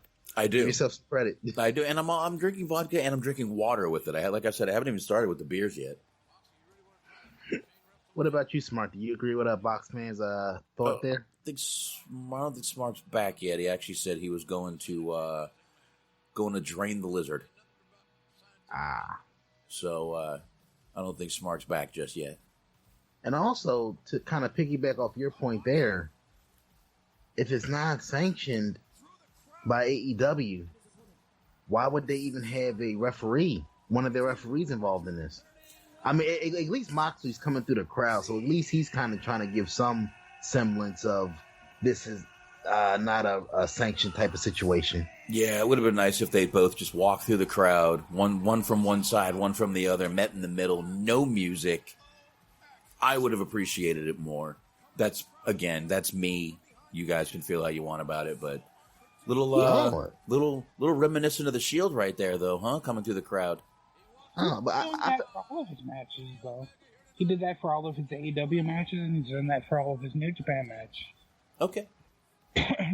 No, but Smart, welcome back. Do you agree with Box's analysis there that if it's truly non-sanctioned, why are they doing pyro and ring introductions and? Yeah, I do agree with that. Like, if you're gonna do if it's gonna be non-sanctioned, then you should probably do minimalistic entrances. And they should have had to get a special guest referee for the match. I feel like no referee is the best way to go. Well, you got to have someone to do something. What are you going to have? Well, the only way to do that is to have a last man standing match and the crowd counts out. Did they not? Am I wrong? I could be wrong. No. No. I am wrong. But did he not do that with Joey Janela? Did they? I don't know. Because I feel like they did. They definitely did an unsanctioned match between him and Joey Janela, but I don't know if they did the last man standing match or not. I don't remember. I've drank since then. No, you know what would have been awesome for this? Huh? If AEW could have somehow stolen the Invisible Man from GCW to rep this match, that would have been fantastic. Look, I am a fan of Chikara. I will get down with any type of level of comedy or ridiculousness, I can't get down with the Invisible Man, so that's Invisible Stand. See, I'm a fan of the Invisible Man gimmick, too.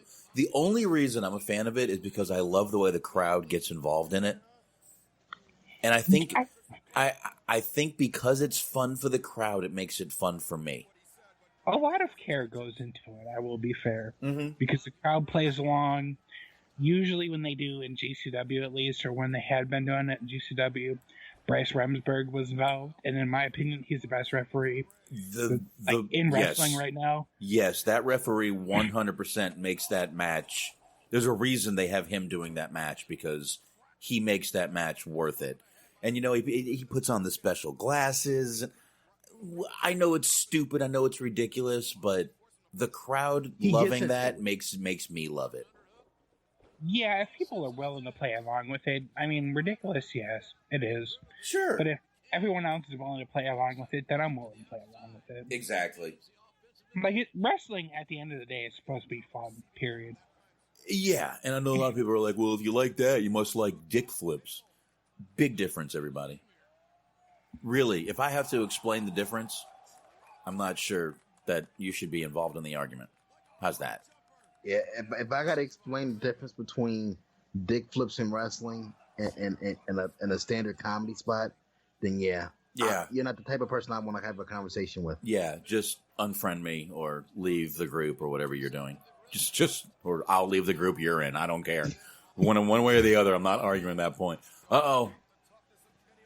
Is he? Oh, was that a beer? Did he just waste that guy's beer? Kenny Omega, you fucking alcohol-abusing, cock-sucking motherfucker. And you know that was about $9. That's like a $9 to $12 beer right there. Where are they? They're in Baltimore. Baltimore is probably a $12 beer. Man, I'm pissed right now. You're pissed for that, gentleman, huh? I am. That's a heel turn. That's a heel turn in a box in a Smart Wahlberg household. Bitch, damn well Kenny Omega doesn't drink. They'd be kicking my ass out of the arena right now for going after that motherfucker. Bitch, that's my beer, motherfucker. No, you be taken to the back to have a stern conversation about being a fan. And not getting out of line, just go back out to your seat. Well, then I'm going to enjoy the show. Yeah, then I'm taking a beating. I promise you, I'm taking a beating. Same. That was my point. Like, I understand in most circumstances, Kenny Omega is way better conditioned than I am, so he could probably give me that work. But if he stole my beer and he spilled it at somebody, I would beat the ever-loving shit out of him. Yeah. Or at least attempt to. Yeah, I would give it my best effort. And if he took me in the back and had a little discussion with me, this would be the Dirt Sheet Dudes podcast representing AEW. I promise you. For sure. Oh, yeah. Because I would own AEW. I would sell my living ass off. Believe it or not, though, if Kenny Omega got into it with a fan, I feel like that would probably be one of the most polite conversations ever.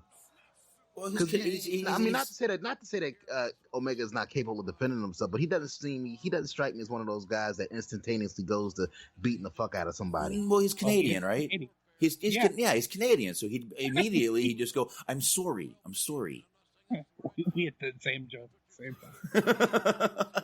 I feel like he would try to talk you out of the situation before he smacked the fuck out of you. Come on, what's that all about? By the way, I happen to be watching Flashpoint again because I happen to be scrolling around Hulu, and guess what? Flashpoint's on Hulu. And by the way, wrestling involved. If you missed Jake the Snake, the resurrection of Jake the Snake Roberts, it is on Hulu. So if you missed it on Netflix, if you missed it anywhere else, and you've got Hulu, it's on there. It's newly added, so it should be on there for a couple of months. Nice.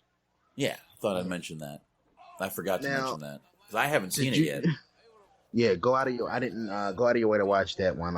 I will. It was decent. It did get a little self-serving in the second half, but the first half of it I enjoyed. All right. By the way, we got the barbed wire bat coming out here, and we're completely no-selling it. No, and did you notice Moxley made it a point when he pulled it out to basically look into he showed it to the camera. Yep. Nice.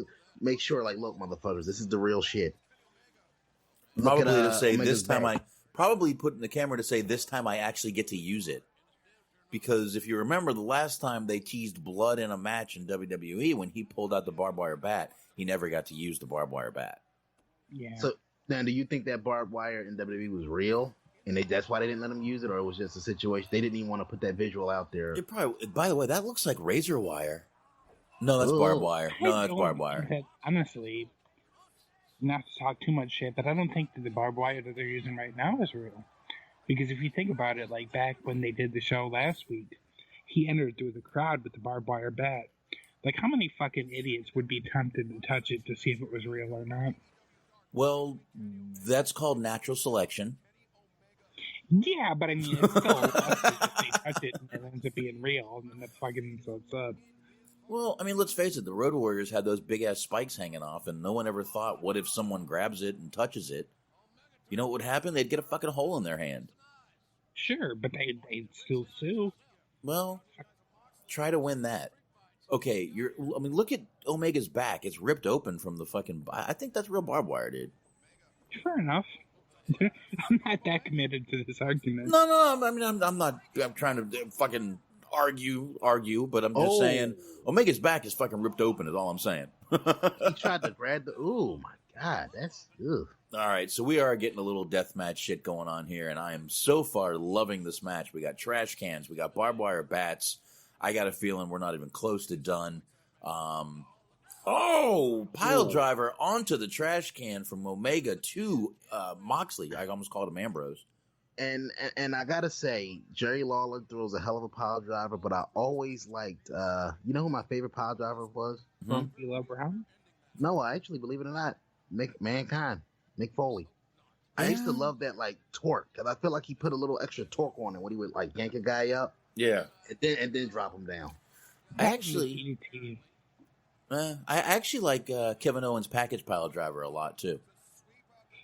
Yeah, I will say, honestly, the package pile driver is my favorite move. Yeah. Like, I feel like he does it the best. Mm-hmm. Yeah, because it's him, it's Pentagon. There's a couple of other people that do it, but I feel like he does it the best. Mm-hmm. I wish I don't know if it's a WWE call or his call, but I wish they let him break that out every once in a while. Yeah. What's it stuck on? What's the barbed wire broom stuck on? Look at that! A goddamn bungee cord just slowed this match down. Oh. All right, we have a table set up against the mop. Yep, the barricade. Oh, that got him with the corner. It looked like he's gonna be cut open now. Omega. Oh, barbed wire broom to the face. Oh, that you get to look at that shake, Moxley. I saw that shake. That was awesome.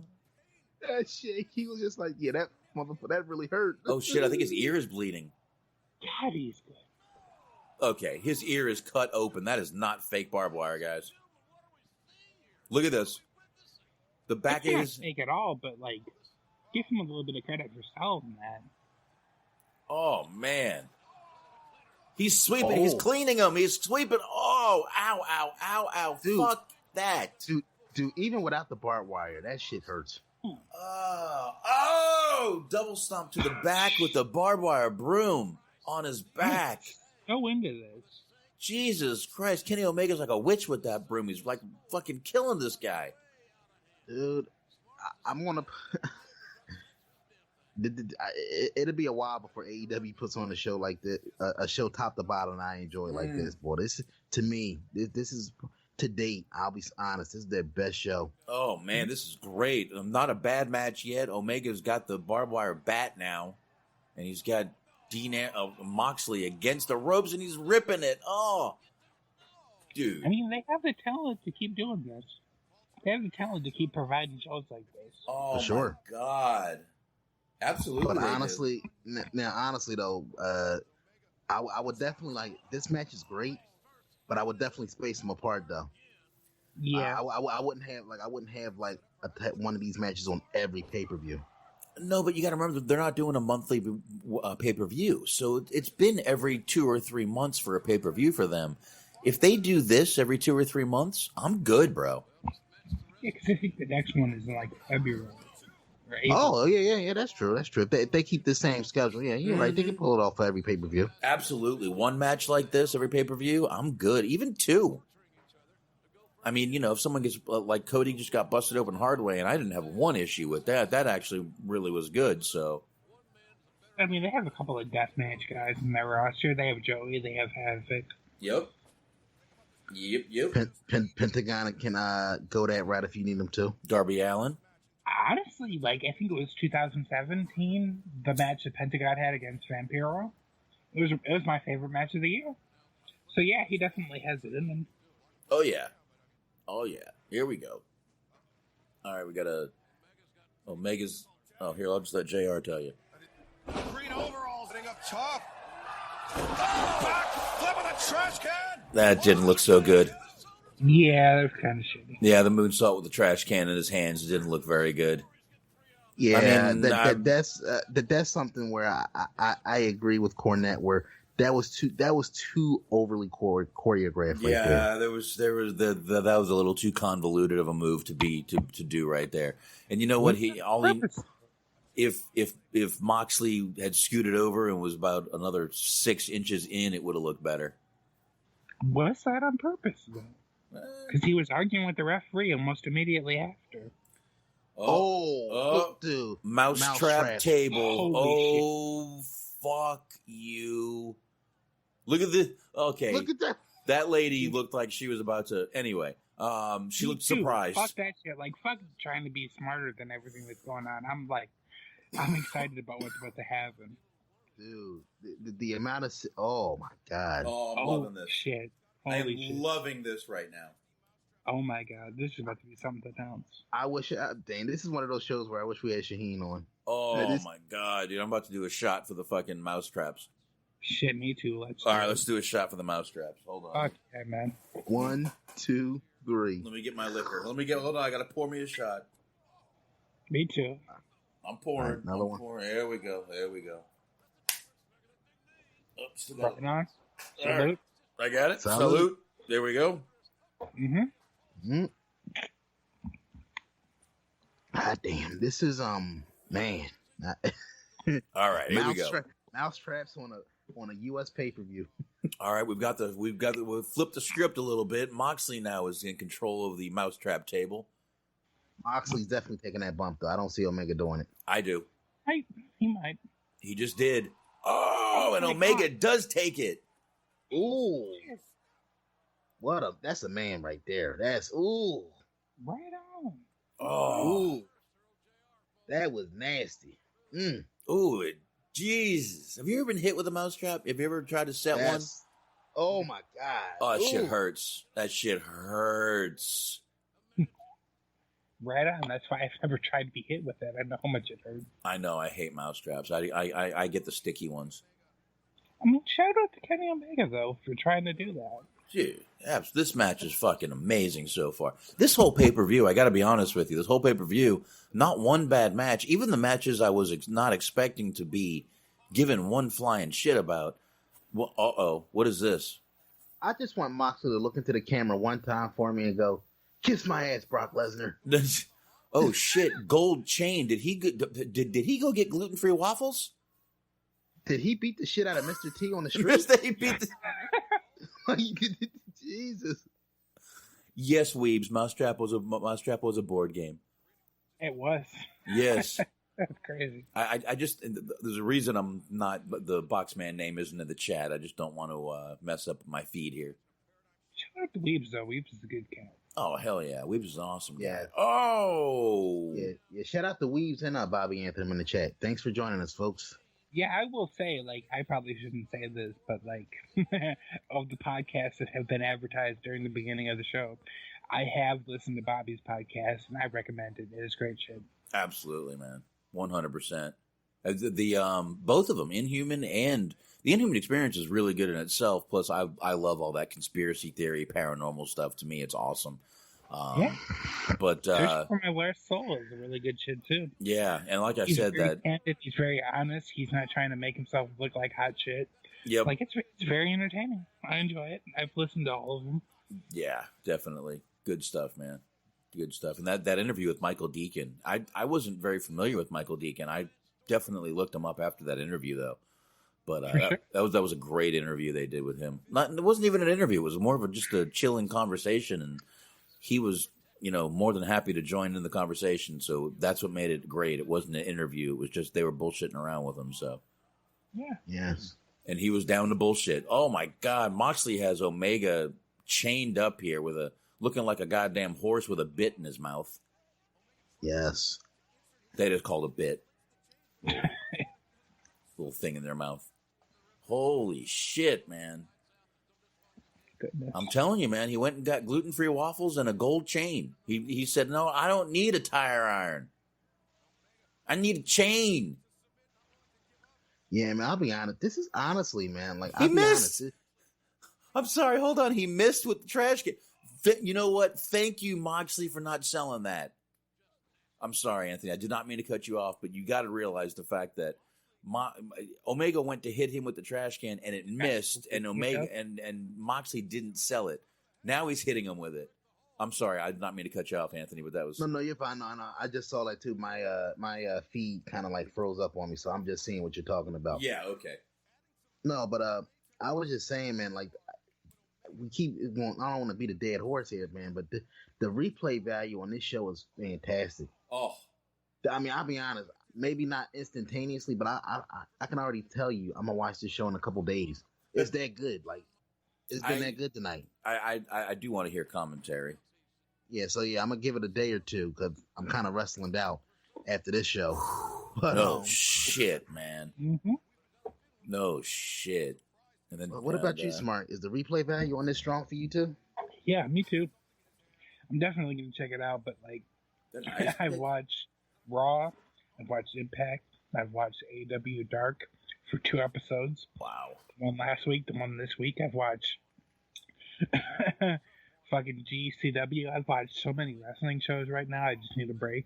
Obviously. But like, this has definitely reinvigorated some of my passion that I've lost. Yeah. This is just a fucking awesome match to be watching. I gotta be honest with you. That was a screwdriver. Holy shit. I wasn't sure if it was a screwdriver or an ice pick. Up onto the back suplex onto the chains. Oh, and we get a snot rocket from Moxley. God, I'm not a big fan of the snot rocket. I'm sorry. Unless you're in the shower. I'm not a big fan of snot rockets. I'm not a big fan of spit spots in wrestling. Anything involving bodily fluids, I'm not a really big fan of. I think I'm going to agree with you on that. I think I definitely agree with you. Yeah. I don't like snot and spit. No. Like pee is something else. Like I don't mind that. All right, we don't need to bring up golden showers on this show. I mean, this is a totally different conversation, Smart. Is it though? Yes, it is. All right. Yeah. Oh. Fucking full Nelson. What was that? A full Nelson suplex? I don't know. I don't know what else to call that. Jesus, that's a fucking... And I'm sure it's a movie he's done 1,000,000 times, and I've just never seen it. Because I'm not the biggest Omega... That's a move that you want somebody who knows what they're doing to, because it's very easy to get fucked up off a move like that. Yeah. I gotta go to the bathroom so bad, but I don't want to miss this. Oh, Moxley with the nose bite. Damn, that full Nelson soup. Are you a fan of the Snapdragon suplex? Yeah, JR's calling it the full Nelson suplex, too. Dragon Sleeper too. I really like that one. Yeah. Oh, he's got the gold chain. He's giving him a Mr. T, as Anthony would say. They're in love with the chain tonight. He's giving him a Mr. T, Anthony. I feel like both of these guys watched 12 Years a Slave before they in preparation for this match. Like Jesus. Oh, Moxley's being hung, literally. Jesus Christ! You would think Jericho's out here. Anthony, stop it.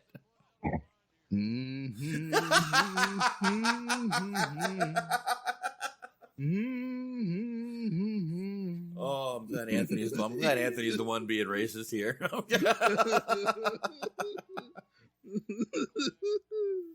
Smart, shut the fuck up, all right? Yes, sir.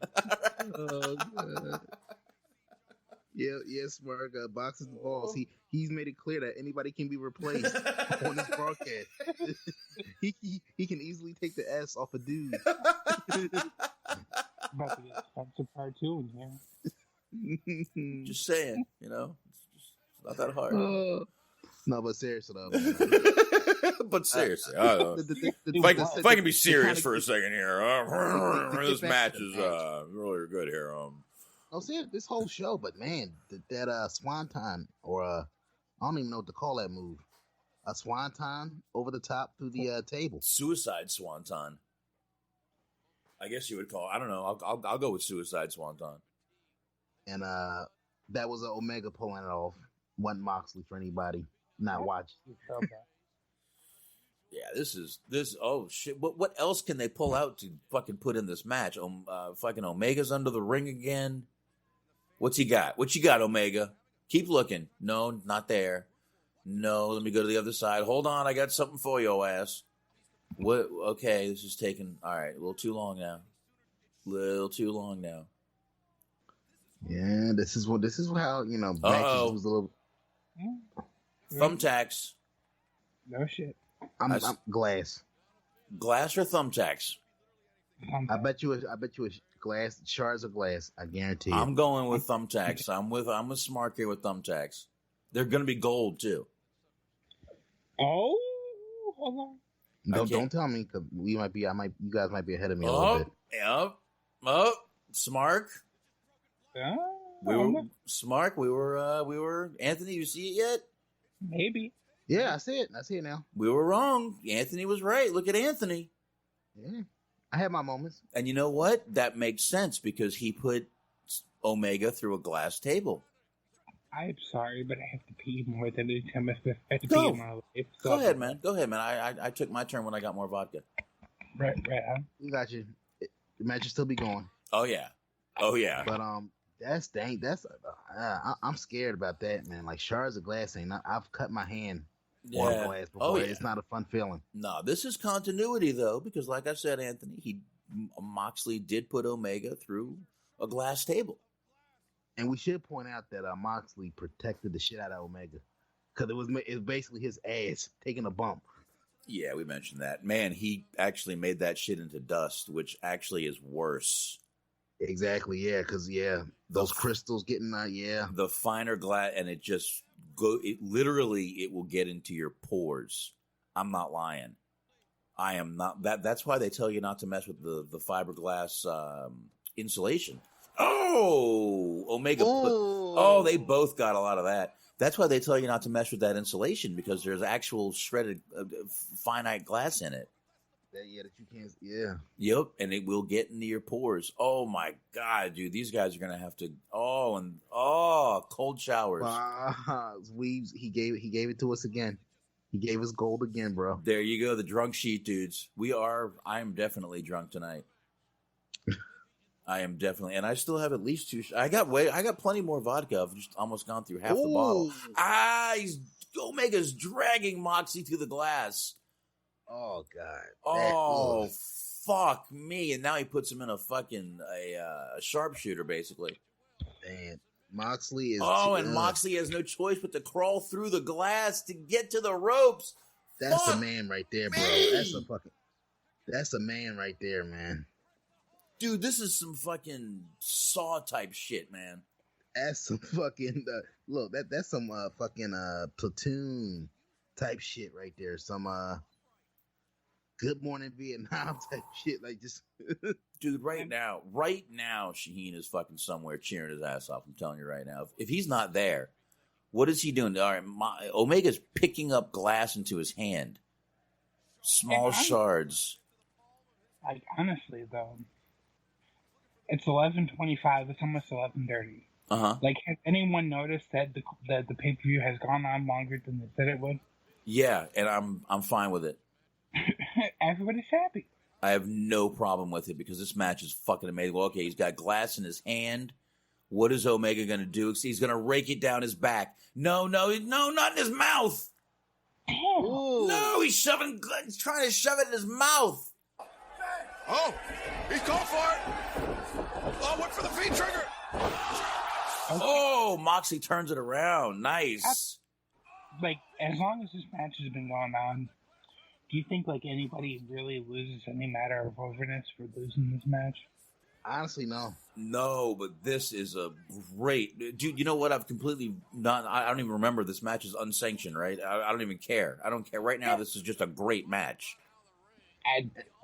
And Box, now, is my point being proven? Uh-huh. That this should have been a main event? I get it. Like I said, man, like I said the other night, I'm totally fine with being wrong. I don't mind. I just thought title, but this match right now, nothing can follow this. Do you think that the person that wins this match is going to challenge for the title next month? They should. But then again, like, if you think about if the match is non-sanctioned, if they want to keep up with the continuity and the rankings and all that stuff, this whoever wins is inconsequential. Yeah, because they made it clear that it wouldn't count. This match never happened technically, but thank God it is happening. Let's put it that way. Mm-hmm. This is fucking... I'm loving this shit right now. Absolutely loving this shit right now. But theoretically, taking the continuity aspect out of the equation, one of these two guys should be challenging for the belt next. Yeah, and Omega is taking a screwdriver to Moxley's head. Is that a flathead or a Phillips? Anyone know? Anyone know? It makes a difference, goddammit. A flathead is like a knife. I'm trying to get a shot of it. A flathead is like a knife. A Phillips head is just a plus sign. I'm not any man, so I don't know. That's how I can't even tell. That's how I taught my kids how to give me the right screwdrivers, plus and minus. Oh, yeah. Yeah, when they're out there. Okay, we got the Young Bucks out there telling... Look at that. Nick Jackson is still selling the ankle, so good for him. Okay, just out of personality. Like, just personal preference. They're all out there telling Omega to stop. Okay, this is not what I wanted to see in this match. Look at Mad Jack. Why does he look like a disappointed dad right there? Get the fuck out of here, guys. Get out. Stop this. Leave. I love how they took the time to put on that AEW endorsed merch before they came out. so you know what show you're watching. Oh, fuck. You got a good point. Jesus Christ. Come on. Good point. I like... Oh, why you gotta lock up now? There we go. We're back.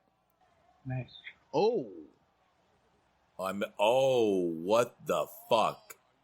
That a trampoline? This is, to me, it looks like a torn apart box spring with wrapped in barbed wire. I feel like this is a CZW throwback. You know, the good CZW. Wow, yeah. The Tangle Web. All right. God damn. My feed just locked up. You know what? Since my feed locked up, I'm going to do another shot. Sounds right. I'll join you. Yeah, I'm going to have to get more vodka, I think. I just dumped some. Uh-oh. You know, Holy shit. Apologize. What? I am straight fucked up. Uh-oh. A paradigm shift. Oh, my God. Oh, shit. Come on. I gotta restart. I'm pissed. I gotta restart. Christ. Ooh. I gotta refresh. You don't need to. Spoiler alert, Max is about to win. No, I gotta refresh. Holy shit. No, fuck you, ads. Okay, refresh. There we go. I got it. Come on. Oh, what? Suck my crank. Come on, motherfuckers. Right. Oh my God, that was insane. Well, tell us what the fuck is going on, Anthony. Do some commentating, goddammit. So we basically just got a superplex through the Tangle Web box spring gimmick, and they're tangled in it, literally. Oh my God, you're right. Okay, I'm not live yet, but I see the picture of it. Yeah, I'm sorry for the lack of commentary, but I got lost in the moment there. Ugh. That looks brutal. Why is this? It's just not playing. Let me go ahead and... I'm getting shades of Sabu and Terry Funk, Born to Be Wired. Wow. Where they not that bad because these guys didn't have to be cut out of the wire, but not yet. Well, that's still stiff. Addicted to heroin, so there's that. All right, here we go. Let me hit play. Come on. Oh. So Smart, what did you think of that spot? I thought it was fucking crazy. Like they're really going all out. Like I can't it's funny to try to be cool and like shit on everything they're doing, but they're going all out. All right, I'm back. I'm live. Oh, it locked up again. Give it a minute. It'll come back on. I'll definitely see that on the replay at the end of the match. Yeah, please, folks. Nothing we say can do this match or this entire show any justice. So go out of your way to find it by any means necessary. Absolutely. Oh, there's a Full Gear sign down there. Looks like they're about to go through. Oh, that head trauma. I can see somebody bitching about that. Is that a light he just hit him with? A fucking stage light? Yep. Then that's some CTE hit him with. Oh my Christ! Oh shit! Oh my Christ! Oh, that's the sign. Shit! Oh, how do you even call something like that? Damnedest thing I think I may have ever seen. Bro, that was some fucking Shane McMahon, Kurt Angle, King of the Ring shit right there. And did you see how close that that could have ended very badly? Yeah, that could have ended badly for either one of them, honestly. For sure. Look at Moxley with the fucking shit on his head. This referee is a fucking man. He just took that off so Moxley didn't look like a fucking asshole. What a fucking referee right there. He cares about the boy, sir. He does, man. This referee deserves fucking kudos right now, and I am giving him to him. You know what? A shot for the referee doing his job. There we go. Right on. You said so Moxley doesn't look like a fool on TV. He took care of him in that moment. Attaboy. Oh, Moxie's coming out, or Omega's coming out of there. All right, this is, dude. And all of the matches they've done like this of this variety, the non-sanctioned hardcore style matches. Is it safe to say that this has probably been the best one to date? Even though the one with Janela, great. The one Omega and Janela had, also great. But this one is on a whole nother level. I think this whole pay-per-view, I think this has been their best pay-per-view on the whole, Anthony, as of today. On the whole, this is their best pay-per-view, I think, yet. Yeah. I agree. Yep, 100%. I have not seen one bad match. Once again, even the matches I wasn't expecting to be great. Holy shit, Moxley just fucking gave him the fucking dirty deeds on the glass in the ring. I'm like, JR, how the hell? And now, I think they're giving the 60-minute gimmick to this match. Because this match, this match, been going at least for a good 35 minutes. This match is literally stressing me out. Oh my God, man! What the hell could they be getting now? Oh, but Moxley's out. Moxley said, "Fuck this apron." If you watched enough GCW shows, I think you know. I think I know what they're going for here. Yep, he's pulling the ring apart. Moxley is taking the canvas. We're going to expose the wood in just a couple seconds here. Box, please clarify that. Got to clean that up, bro. What's wrong with exposing your wood, man? If you don't think I knew what I was saying, Anthony, come on. You haven't been listening long enough. Dude, he's taking he's cutting every... First of all, a lot of knives on this show tonight. This is weaponry. This is wrong. He's cutting the whole fucking canvas off this goddamn ring. All right, he's putting the box cutter away.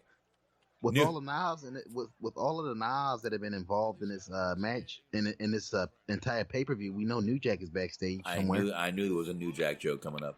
Okay. Oh shit. We are we have exposed wood, Anthony. Ugh. Yeah. And Joey Ryan isn't even. Oh, he's taking the padding. Wait a minute, we have padding. He's taking the padding off. Now we have exposed wood, Anthony. And Joey Ryan isn't even in the building. Fuck Joey Ryan. He might be, actually. Yeah. Dude, this looks like my big deck. What? What? I have a deck. You don't have a deck? Of course. All right, calm down. What are you talking? Calm down, Anthony. Yeah. Oh shit! All right, he's picking Omega up one more time for looks like a power bomb. Ooh. Onto the exposed. Oh, dude, pile driver. No. Let me tell you something. Moxley felt that wood there.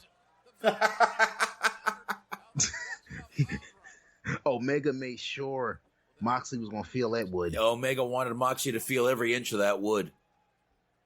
And it was hard, too. It was, and Smart will be right back on that note. All right. He's like, this is too far even for me. Okay. Jesus. But, dude, this match is going to give me a heart attack, bro. Seriously. Oh, I thought you were going to say it's going to give you a hard on. Jesus Christ. Nah. No, I wasn't sure where you were going when I heard the word. I feel like Joey Ryan. He's like Candyman. If you say his name more than 3 times, he'll pop up on a indie show. Yeah, he or might. Pay-per-view. He might. You never know. This ring could turn into a glory hole any second now. Nah, man. But seriously, if you're an AEW fan, this is the type of show you can hang your hat on. Oh my God. Loving this. Really like it. I mean, nothing about this last match I can complain about so far, except for the nitpicking I did with the entrances and stuff in a non-sanctioned match. Yeah, man. Both guys. Look, they've earned whatever. I feel like whatever Tony Khan is paying these dudes tonight, it won't be enough.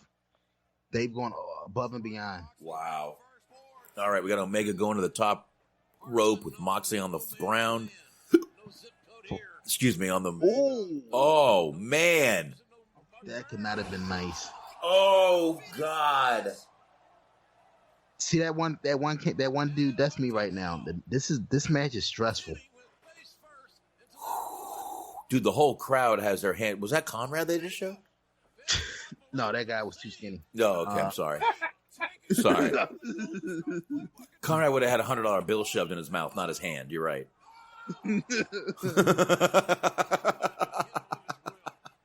Dude, this match. Oh, that has to be the finish.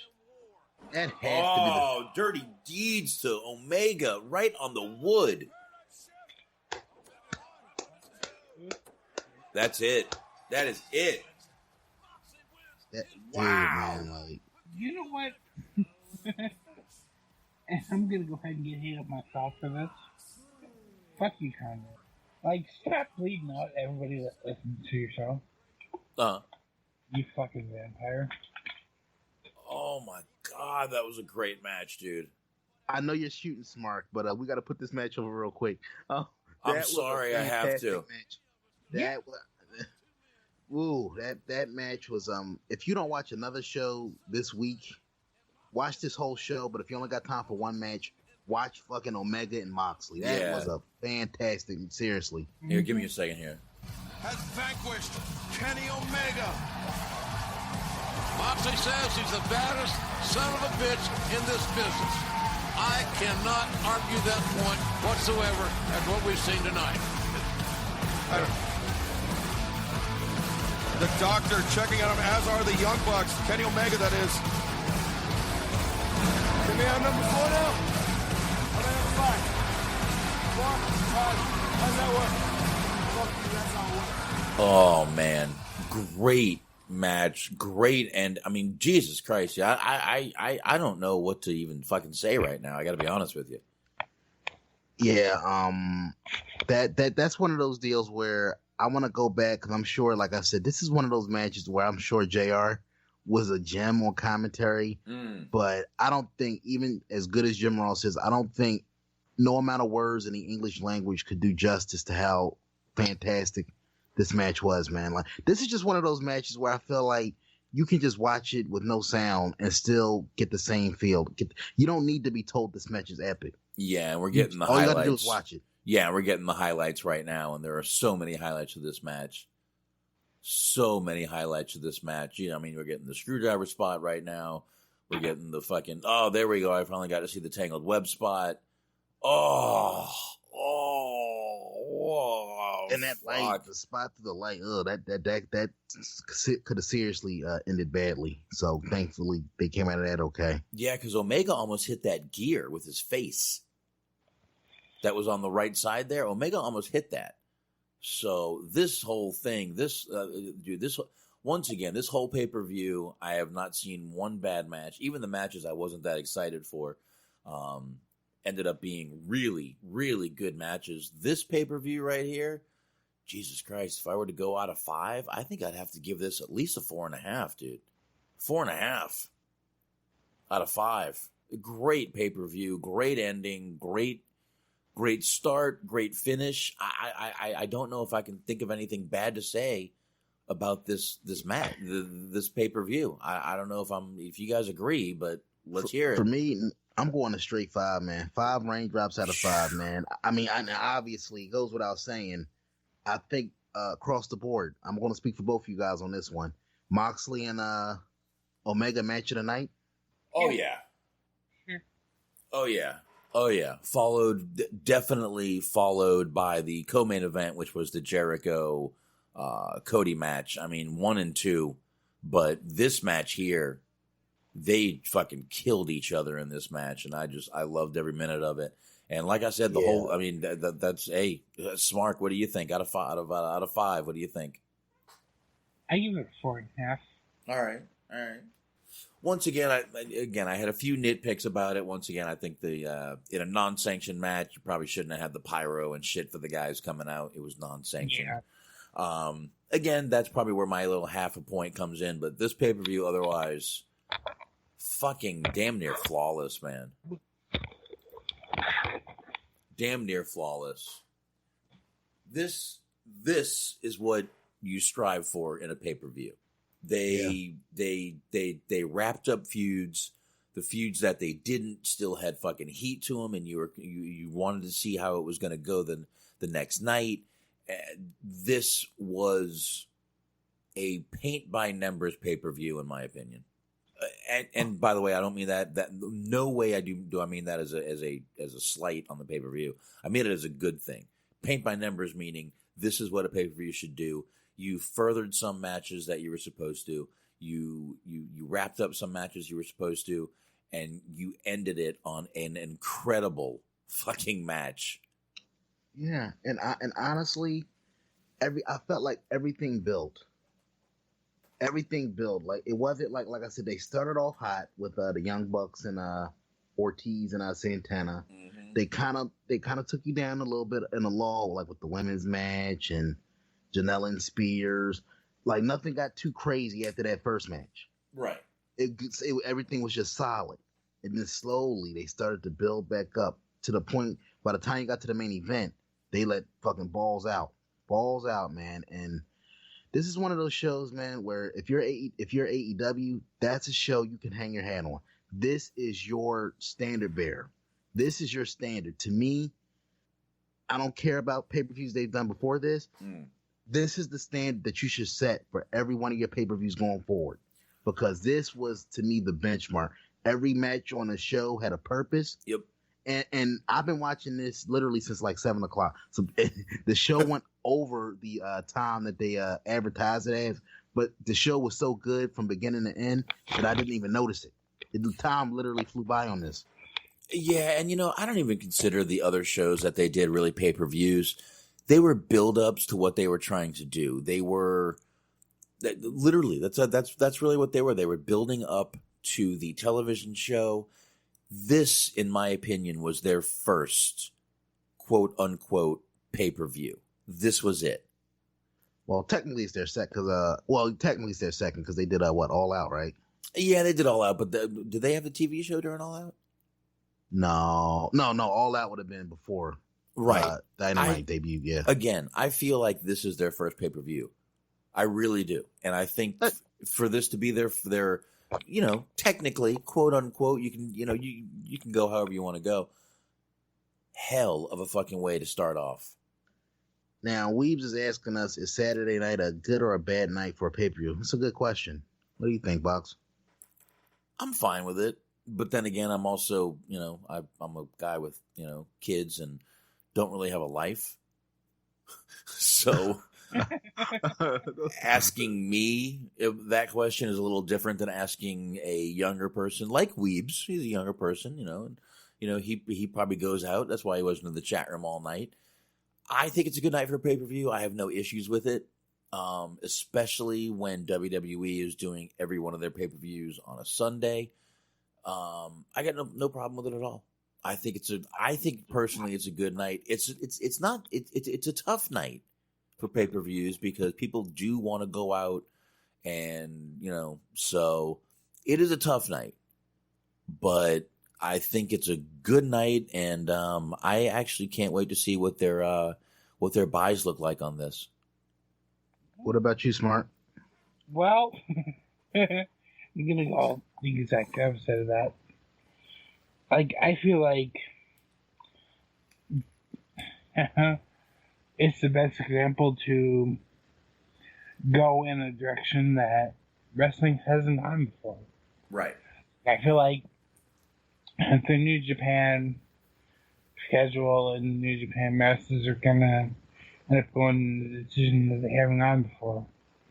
So I feel like they're gonna end up going the Kenny Omega route. Sorry, I can't come up with words. Wow. But I feel like the New Japan officials are going to end up going the Kenny Omega route because I feel like he was a more upstanding individual when it comes to discussing their contracts. So I feel like he's going to end up going with them, and I feel like the future of New Japan is going to end up weighing prevalently on the American scene. Yeah. All right. I think Smart has had one too many. You know what, Smart? I'm going to do a shot for you. I have half a shot left here of what I had in my little bottle there. But this pay-per-view, like I said, for being there, again, in my opinion, this is their first pay-per-view. And I think the fact that they just put on a show like they did tonight, from start to finish, I think this was an incredible, incredible pay-per-view. Once again, some of the matches I wasn't even looking forward to, and they turned out to be great fucking matches. Even the Shawn Spears, Joey Janela match, I wasn't looking forward to it. The Riho Sakura match, I wasn't looking forward to it. Both of them turned out to be good matches. And when you start a pay-per-view the way you do, when you end a pay-per-view the way you just ended that, and you have all that goodness in the middle, there's nothing you can really sit there and shit on. Again, I know I nitpicked a little bit on the entrances during that little shit, but otherwise, like I said, this was damn near a flawless fucking pay-per-view. So I'll be honest, man. If I'm AEW, as far as the Saturday night for doing Saturday pay-per-views, I think if I'm AEW, fuck it, trademark Saturdays. Make Saturdays your night, especially if you want to go that ultra-violent type of route with the main event we got tonight. I think Saturdays, they should make that destination programming. And if they can keep up the momentum based off of this pay-per-view, they should honestly have no problem doing that because they only do their pay-per-views once every few months. So the good news is the burnout factor isn't there with them. So I hope they don't get ahead of themselves and start adding pay-per-views. Keep doing what you're doing. If it was me, honestly, I would just do one a quarter and build up to them, make them mean something that way because yeah, they should keep doing it. You can't follow that. So they don't have anything next month. I think I remember Smart saying, I think their next pay-per-view is what, January, February? Good, because we need some breathing room between these pay-per-views. Yeah, and if they keep doing it this way, then I have no problem with them doing any of the matches that they did tonight, especially this last match, this kind of hardcore match that well, it was a hardcore match. Let's be honest with it. The hardcore match, and I mean, for I thought the fucking the title match with Jericho and Cody was an incredible match, especially with the fact that Cody got busted open hard way. I don't think he meant to do that on that fucking diamond plating. And he was just ripped wide open, finished the match. It made the match much. I'm not going to say, you know what? I don't want to say it made the match better. I'll say it made the match mean more. Yeah, because that's a better word for it because it enhanced it. Because all due respect, I mean, Jericho, as much as I love the character work, Jericho's not at a point where he's not going to give you those level of matches that he could have even 5 years ago. Just because, age, things happen. People get older. Father Time is undefeated. But that said, the blood did enhance the match, and it goes without saying, man, that the MJF turn was fantastic. I mean, I don't even want to call it a turn. His character work there was fantastic, man. Yep. That guy is a license to print money, and I hope AEW realizes what they have in him, and I hope they have him locked up for at least the next 5 years because that guy is going to be a star. Yeah, that guy's money. And by the way, did you notice that Cody and Jericho match ended in a dusty finish.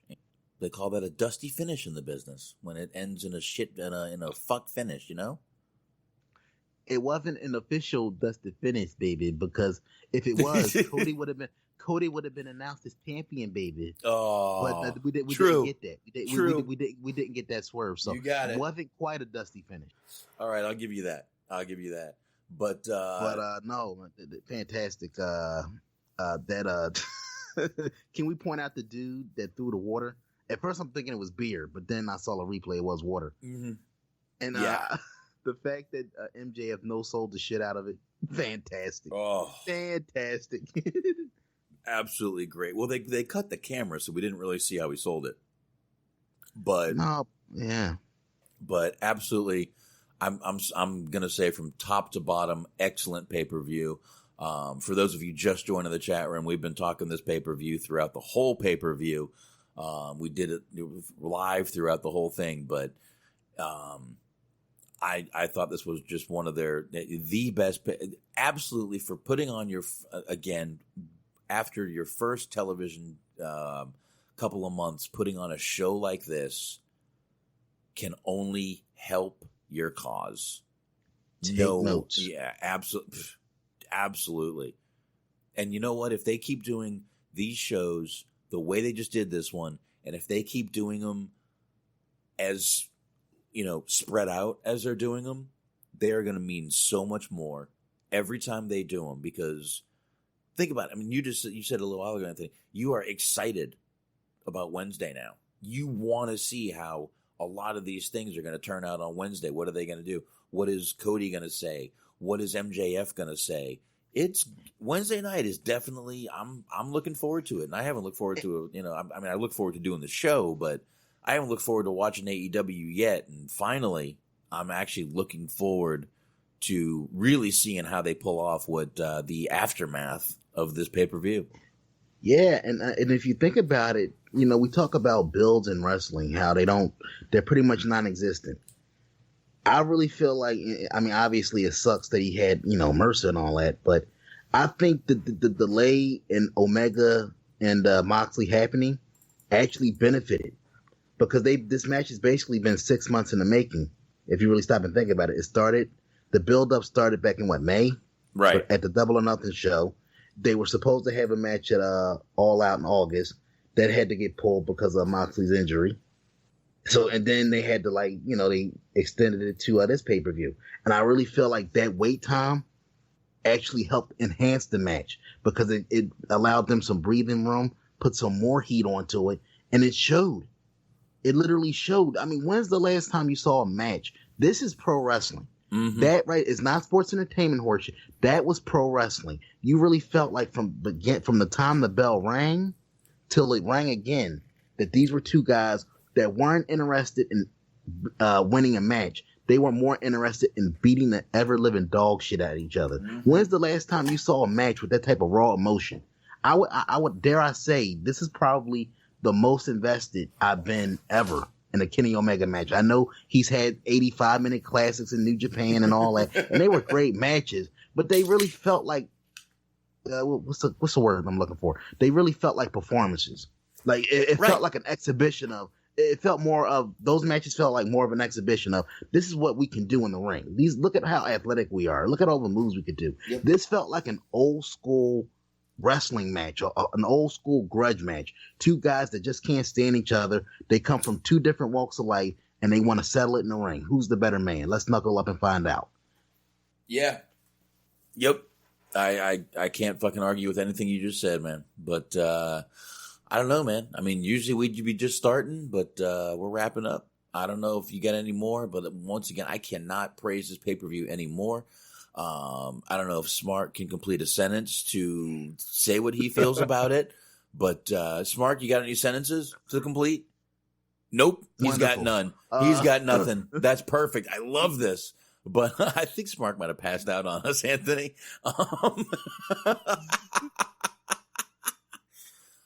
Antox, we actually gave it out of 5. Anthony gave it an actual full 5. I gave it a 4.5 out of 5.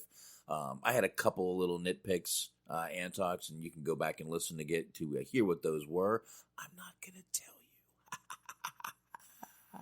Go back and listen, bitch. Go back and listen, bitch. To the full show, but to give you a little something, Antox, the whole show was fantastic, top to bottom, man. Like seriously.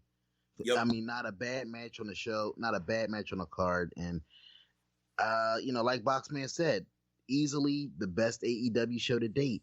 Mm-hmm. Dynamite, free shows, whatever you want to call it. This to me was the epitome. This show represents the best of what AEW can be. Yeah. Yep, love that.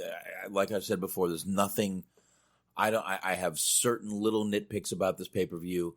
Otherwise, absolutely an incredible pay-per-view. I loved top to bottom every minute of it. And I don't know, man. I'm not going to sit here and go, WWE, watch your ass, but WWE, take notes. This is what a pay-per-view should be. You should have feuds that literally you cannot put on television. You should make that your fucking literally be taking notes on what these people are doing. They just set a bar that you basically. Listen, this reminded me of kind of a takeover, and every time I watch a takeover, I always go, "This is fucking great shit." Now, this was better than a takeover. I'm not saying that, but it's like takeover sets a bar, and then you sit there and you watch a WWE pay per view, and you're like, "Yeah, NXT was way better." Well, you know why? Well, yeah, I do, because Vince McMahon doesn't have a lot to do with it. No, not even that. I feel like NXT gets it. AEW gets it. Yeah, less is more. Mm-hmm. Like, how many takeovers do you see a year? How many AEW pay-per-views are going to see a year? When you have a pay-per-view every 2 to 3 weeks, it doesn't really give you that's 2 to 3 weeks is not enough time to put genuine heat on a feud. Right.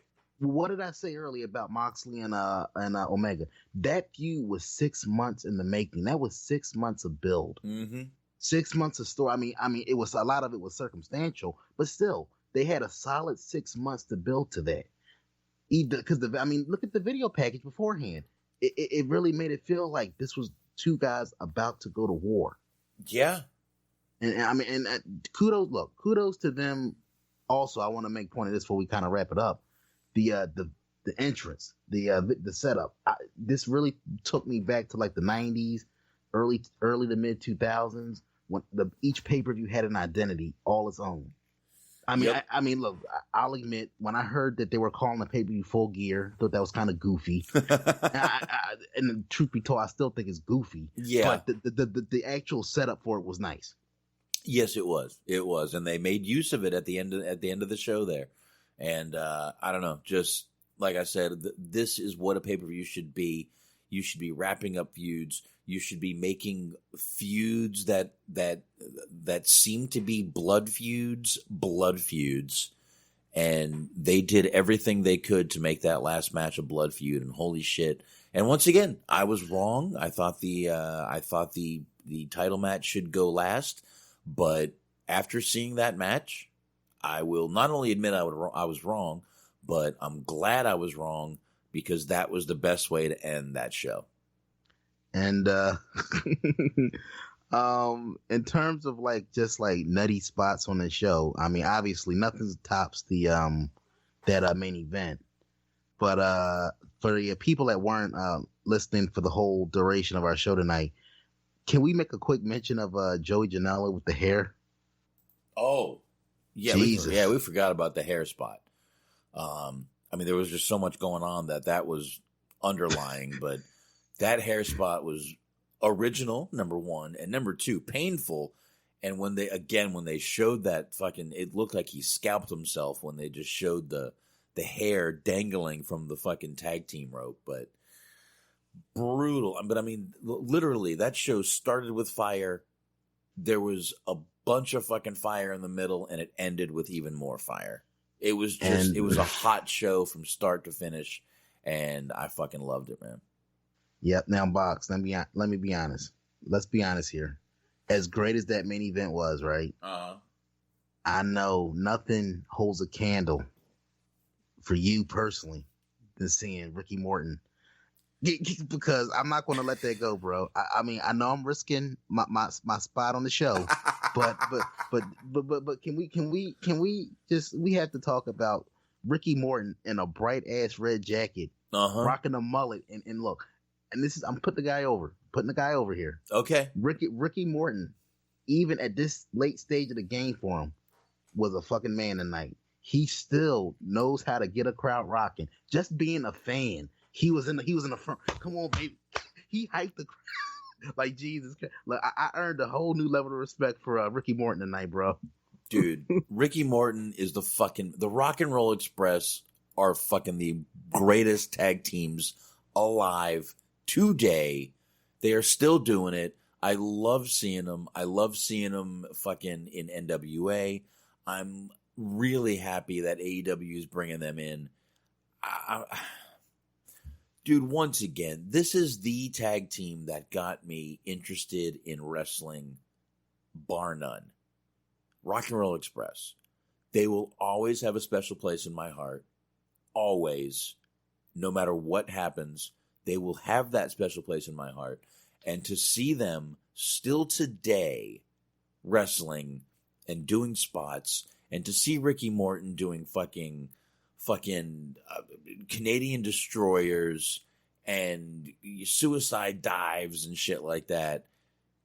It's just, I love it, man. I know I bitch about the old guys in the ring and they shouldn't be there, but call me a hypocrite. Call me a hypocrite if you want, but Rock and Roll Express has that place right here in my heart where as long as they're fucking still able to do it, go for it, baby. Keep fucking doing it. No, I think Weaves hit the nail on the head. Your favorite tag team, alcohol, drugs, and women. Well, sounds like a fucking Saturday night to me, baby. That's it sounds good to me. But I'm telling you, fucking Ricky's probably going home right now with a fucking rat. Going to the hotel with a rat right now. But I don't know. Listen, again, I'll bitch about a lot of people being in the ring, but those guys still look like they got it to me. And they will always have that place in my heart just because they were the first tag team to really... Dude, I told you before, my favorite... what really got me into wrestling was Rock and Roll Express and fucking the Road Warriors.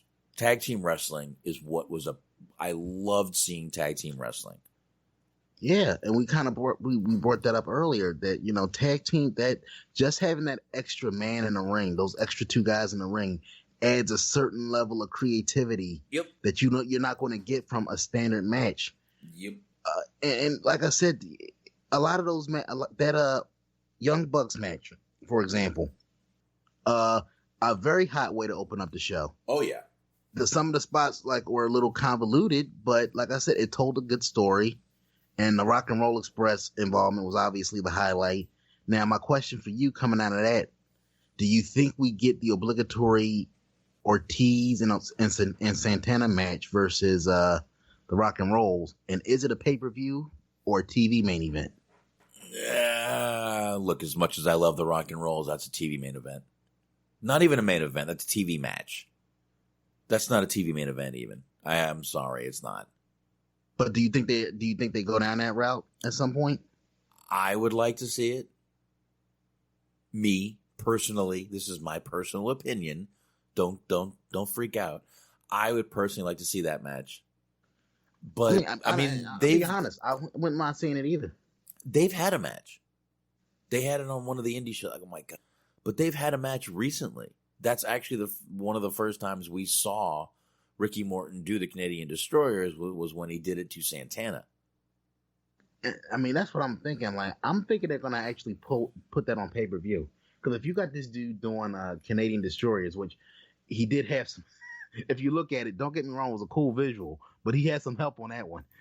Of course he did. He's 60-something years old, man. Leave the guy. Don't do it, Anthony. Back the fuck up, man. Back the fuck up. I know you made it very clear. It's very easy to chop off that S. So like if y'all tune in like this Wednesday and you only hear the sound of box, he doesn't throw to me after the plugs, you'll understand what happened. I mean, one too many Ricky Morton jokes.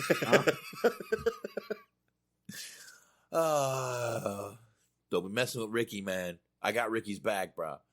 But yeah, man. Look, I would love to see it. They may be working towards it. I still don't think it's pay-per-view quality, dude. I think that would be a good TV match right there, though. I think that would be a definite good TV match, and that would bring in some older people that, holy shit, the Rock and Roll Express is on TV. God damn it. Now it depends. Now I look at it like this: if the next pay-per-view is going to be like an old Crockett hotbed, like a North Carolina, West Virginia type of play, I could see them using that. It won't necessarily be a sell to like the wider audience, but if they do it in a place like North Carolina, West Virginia, where the Rock and Roll Express were like heavy, like real over back in the day, locally they can probably get some buzz out of it. Yeah, they probably would. They probably so would. I guess it depends on where that next pay-per-view is going to be at. Yeah, it'll all depend. And I'm curious to see when because they have no pay-per-view set up that I know of right now, as of now, unless anybody can give me a fucking date. Antox is in the chat, so I'm sure he would know it if it was coming out, but I don't think they are. But on that note, we are hitting the over almost 4-hour mark, Anthony. It won't be that long after I get rid of a lot of the bullshit, but we will, Jesus, on that note, I think we should wrap this up. What do you think? Yes, sir. Yeah. Smark, what do you think over there? You think we should wrap this up? I'm so wasted. I agree, Smark. I think we should definitely wrap this motherfucker up. Yeah, but yeah, thank you, Smark. Before you got totally gone, wasted, loaded, you were a very great contributor to the broadcast. Yes. When you listen to this on a download, thank you. Yep. And Smark? I'm not drunk enough yet. Yes, you are drunk enough. I need a happy hour. No, you don't need help. You're drunk enough. But anyway, I just thought I'd have some fun with that. But everybody, I appreciate everybody joining us. And once again, we really had a lot more fun doing the pay-per-view this way. We will most definitely be doing this again. The pay-per-view live, just talking about it while it's going on. I had a lot of fun. I think Anthony had a lot of fun. Smart obviously had too much goddamn fun, but definitely we'll be doing this again. Maybe we'll back off the shots a little bit. I guess I can handle my liquor a little better than most people. That's called age and habit, I guess. But appreciate everybody joining us, and we will, like I said, most definitely be doing this again. Anthony, I appreciate you staying sober enough to hang with me, brother. Sure. Thanks for not falling asleep on me. Yes, sir. I mean, yeah. See, look, I look at it like this: if we're gonna be a three-man team with this shit, you gotta have at least two people hanging tough by the end of the broadcast. You got to have at least two people. Damn, hanging tough. You just went New Kids on the Block on me. There we go. That's another tie-in from earlier. There you go. You're right. Yeah. Little tie-in there. Look at us. Fucking continuity on this goddamn show. But anyway, appreciate everybody joining us tonight. And don't forget, tomorrow night I will be on Wrestling's High Marks. So don't forget to check that out. And don't forget to subscribe to Shaheen's Patreon. He updates that a lot more than anything else. So that is patreon.com/wrestling overdose, right? Yep. Check that out. And I don't feel like saying anything else. So we're going to go ahead and get the fuck out of here. We've been long enough. Appreciate everybody joining us tonight in the chat room. I appreciate everyone downloading this show. Let us know what you think about this little idea we have. If you enjoyed it, if you didn't. And leave us a review on Apple Podcasts for that. And you can also leave us a comment over there on the Facebook, on facebook.com/dirtsheetdudes. Anthony, I will see you fucking Wednesday. Yes, sir. If Smark is still alive and doesn't have alcohol poisoning, I will see him Wednesday night also. And we love you, Smark. It's all in love, but that was funny. And it's very fitting that I'm playing our final song, which is "Take Your Drunken Ass Home." And there we go. You guys have a great night. Appreciate everybody joining us, and we will see you guys Wednesday. Later. Peace. See ya.